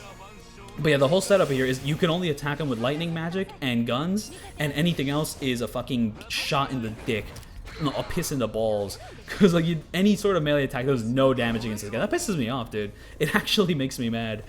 But yeah, I mentioned before that other JRPGs like melee attacks are basically useless, but I think these other JRPGs kind of make up for it in the fact that the boss designs tend to be a bit more interesting. There's like a couple more gimmicks going on, you know, you have to like, there's a bit more of a puzzle aspect to it, or the special attacks you do with your MP have really interesting effects. While here in Yakuza, it is kind of like a standard JRPG combat system, in the sense that there's not really too much going on. This guy just has a fuck ton of health, and melee attacks do nothing against him. So you just have to spam magic, and you know, sometimes he'll have, oh, this guy, the one interesting gimmick with this guy is he has a one-hit KO move. And there is a way to counter it if you have the certain ability or the certain item. You have sacrifice stones, you can equip that, because there is a genuine chance this guy will target Ichiban, do his one-hit KO move, and fucking kill you. And once you level up the hero class enough, you unlock a move called like Peerless Resolve. You have to do that move, and you can pretty much like use that to like negate that, but not everyone knows that. So there's people who can get fucked by that move, and then they'll have to like repeat this 30 to 40 minute dungeon. Well, on normal. I mean, right now it actually took me only 18 minutes to get here, but I was rushing. I have a team that's like fully maxed out. You know, I actually know like everything I need to do in this game. So there is that. And this guy sometimes gets 2 turns, and on his second turn, his like agility, his like accuracy debuff can go away. That's very, very fucking scary. So yeah, this guy's just scary. It's just like, you always have to like, okay, is he gonna hit me? I need to dodge, I need to do this. Just like, it's so tense, it's so tense. The music is beautiful, by the way. Oh my goodness. And also like the little dynamic like transition to the second phase. It looks a little bit awkward when he punches the glass. Honestly, I think that when Awano punched the wall, that looked more natural. While here, it looks a little bit stiff. I don't know how to describe it. It just looks a little bit weird. Just Tendo in general just looks a little bit weird. In the very dynamic intro of the fight, the way he opens his mouth when he's about to do the mouth, like, he's like fucking contorting his mouth. I don't know why he's doing that. Oh wait, that already happened. I yapped over it. But not sure if that's the one-hit KO move or if that's just like another special move he likes to do. All the glowing effects around them are really cool though, like the purple, the orange, and all that. But just, you know, Majima and Saejima I think are a better fight. Joe Sawashiro I think is a better fight. But this is still kind of cool. Just like very epic, very buff man. They introduced this guy like early on as like a tough boxer, and now you actually get to fight him. And he's just like, yep, big guy, big buff guy. Not too much going on. And also this office is kind of ugly. I don't know what the little emblem on the wall there. Something is wrong with that. I don't know what is wrong with that texture. I don't like how it looks. It looks like low rent. I don't know. But something about it I just do not vibe with. Maybe it's just like the lighting of the room. It's like too bright. That's one thing I will say Yakuza 8 improves upon. The arena you fight in there is darker. It is green. It is pretty green, but it's a little bit more moody. But yeah, no, back to Silent Hill. So like a lot of the puzzles in that game are not too complex. You basically just have to like go into a room, pick up an item, go to another room and use the item. You just kind of have to like keep going into rooms, in and out, in and out, in and out, like every single room just a couple times until you pretty much figure out which key to put in which place. And every now and then one of those rooms will have a puzzle, and that'll be when I get confused. But Yeah, and honestly, it's just weirdly comforting. It's like fun to explore those areas, just like physically traverse those areas. But they also just aren't as punishing as like a lot of the stuff in Resident Evil 1. Resident Evil 1 is just kind of hard to get through. It's a great game, but yeah, no, the survival elements is what scares you. But like in Silent Hill, like 1, 2, 3, it's like the atmosphere and the oppressive tone and like just like the stories and the characters is kind of like what gets to you. While in Resident Evil 1, that's kind of some of the more cheesier aspects. Very, very like enjoyably cheesy, mind you. But it's like the actual gameplay that puts you on edge. While in Silent Hill 1, 2, and 3, not so much. The games aren't too hard. Though I will say Silent Hill 2 is the easiest of the 4 games. I mean, I guess 4 is kind of like puts you on edge because the escort mission can be a pain in the ass. So yeah, this section can fuck you over because like a good chunk of these enemies just have like counter attacks. I fucking hate them. So before I start attacking anyone, I want to get like an accuracy debuff for everyone. But there's this one disgusting enemy. Okay, so instead of doing like the attack, which pretty much like gets everyone and also raises her evasion, I instead just want to drink that to get a tiny evasion boost. I don't know if there's like a better drink which gets you like 2 bars. Because I have the quickness lemonade, which gets you 3 bars, and then I have like this, which gets you only 1 bar, which is kind of sad. So yeah, once I get to Ichiban, I mean, it's a really smart move with Junjin Han that I threw him a quickness lemonade beforehand, just so that when I do this move and like someone counterattacks it, at the very least we're fully equipped to like, you know, roll the dice and like dodge these gunfires. But yeah, no, one time I got to this point and I failed, even though like I think it was like Eri got hit, despite the fact that she had agility fully up, the guy's like accuracy was like fully down, and I still got hit. It was infuriating. It was completely and utterly infuriating. And also another thing about this fight is that this guy does Aoki here does a thing where once his health is low enough, you'll like call in a guard order and just get 3 extra guards to come in. He's always going to do that. In fact, I'm pretty sure he can't die until he does that, because he can't die until he exits the fight. Like the fight ends with him like leaving, like trying like escaping like a bitch. So, you know, he doesn't die until he leaves the fight, but he doesn't leave the fight until he's called in that guard order. So, you know, just keep that in mind. You will have to fight those guards, and those guards also have counter properties. However, spoiler alert, the Majima summon kills them all. But mind you, I do have a pretty stacked cast. I mean, all my like weapons are like fully maxed out, so on and so forth. So I'm very, very powerful, even as a breaker class. But I have like the best breaker item, the best breaker weapon now. Oh wow, my throat actually hurts now. Oh wow. Well, not actually hurts, but it's burning. It's very scratchy right now. I'm gonna drink the water live on mic. Even though I don't think water is the best for these sort of things, I'm supposed to drink like lemon drop tea is just a very mystical item, which like, I mean, I've heard great things about and I've never actually gone out of my way to drink. I really need to drink it, because this is a thing I'm going to be doing long term, you know, just yapping constantly into a mic. So I really need to like invest in that lemon drop tea. So, you know, Majima summon just kills the guards immediately, which is fantastic. I love that. I love that. But yeah, no. Previously, there was like one of the counter guards just got rid of his accuracy like debuff, and that pissed me off. But you know, the person he attacked still dodged. So yeah, now, boom, I'm just so scared. Like, because I pretty much need to lock in. If I fail the next part, like I'm gonna get so mad. It was like 9 p.m. when I did this. Like, I mean, I was like spending the whole day on just this level, and like basically like I reached this level like at 7 p.m. like 2 days ago, and then like I practiced the level a little bit until like 10, and I'm gonna go to bed, and I'm gonna wake up tomorrow, and I'm pretty much locked in to no damage this. And then like from 11 a.m. to 9 p.m. was just like me constantly doing this level over and over and over. I didn't even hit the gym, and like yeah, at 9 p.m. I got the no damage, but oh my goodness. Yeah, I was mentioning that I was listening to some YouTube videos, so I think now is a good time to mention them. It was mostly H Bomber Guy videos. I was just like listening to those in the background. I heard his appraisal of Fallout New Vegas. I heard his appraisal of Pathologic, and basically just spoiled myself on the entire game. I want to play it. It seems like a dope game, even though it does seem like a game which I'm going to get lost in very, very soon. And also seems like a game that's just weirdly long. I was not expecting it to like actually be a long game, but that game seems dope. But yeah, I basically just spoiled myself on the entire story. Oops. But it was a great video. I already played Fallout New Vegas, so no spoilers there. Just, you know, I got to appreciate some of the things I missed. I mean, because that's an RPG, there's certain paths you can miss, certain things you can do there. But, you know, I beat in Fallout New Vegas, I beat in Oblivion, I beat in Skyrim. I have not beat in Fallout 3. I played like the first 2 hours, and then like after that, like the game just kept crashing over and over again, and I kind of got bored. Or I got fed up with it and just never went back to it. I also own Morrowind, and I never beat it. I should go back and play some Morrowind, because Morrowind seems really, really nice. And okay, so I mentioned that arena, that previous arena, it's kind of ugly-ish. This next arena, though, I'm actually a big fan of. I think it looks really cool.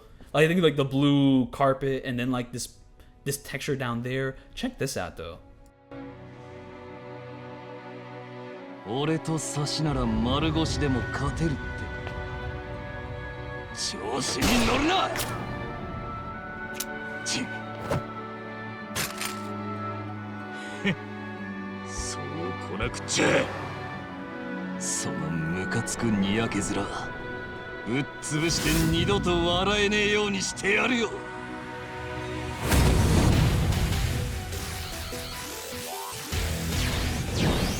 I am not going to lie to you, I'm going to play the safest game possible with this guy. I'm going to do a quickness lemonade, I'm going to use a summon, I'm going to use another summon, a laser, and it's just going to end the fight. So the video's basically over by now. So yeah, thank you so much. Oh yeah, it was kind of sad that I can't use the accuracy debuff on this guy to fully guarantee my safety.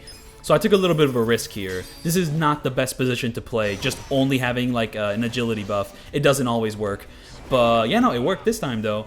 But yeah, thank you so much for watching what may be a world record and also the first person to attempt a no damage on Legend of the Millennium Tower and Yakuza. I'm very happy. Honestly, just the music of the Millennium Tower is reason enough for me to want to no damage it. But yeah, thank you so much for sticking around, and I'll see you all then for my next video. Peace out.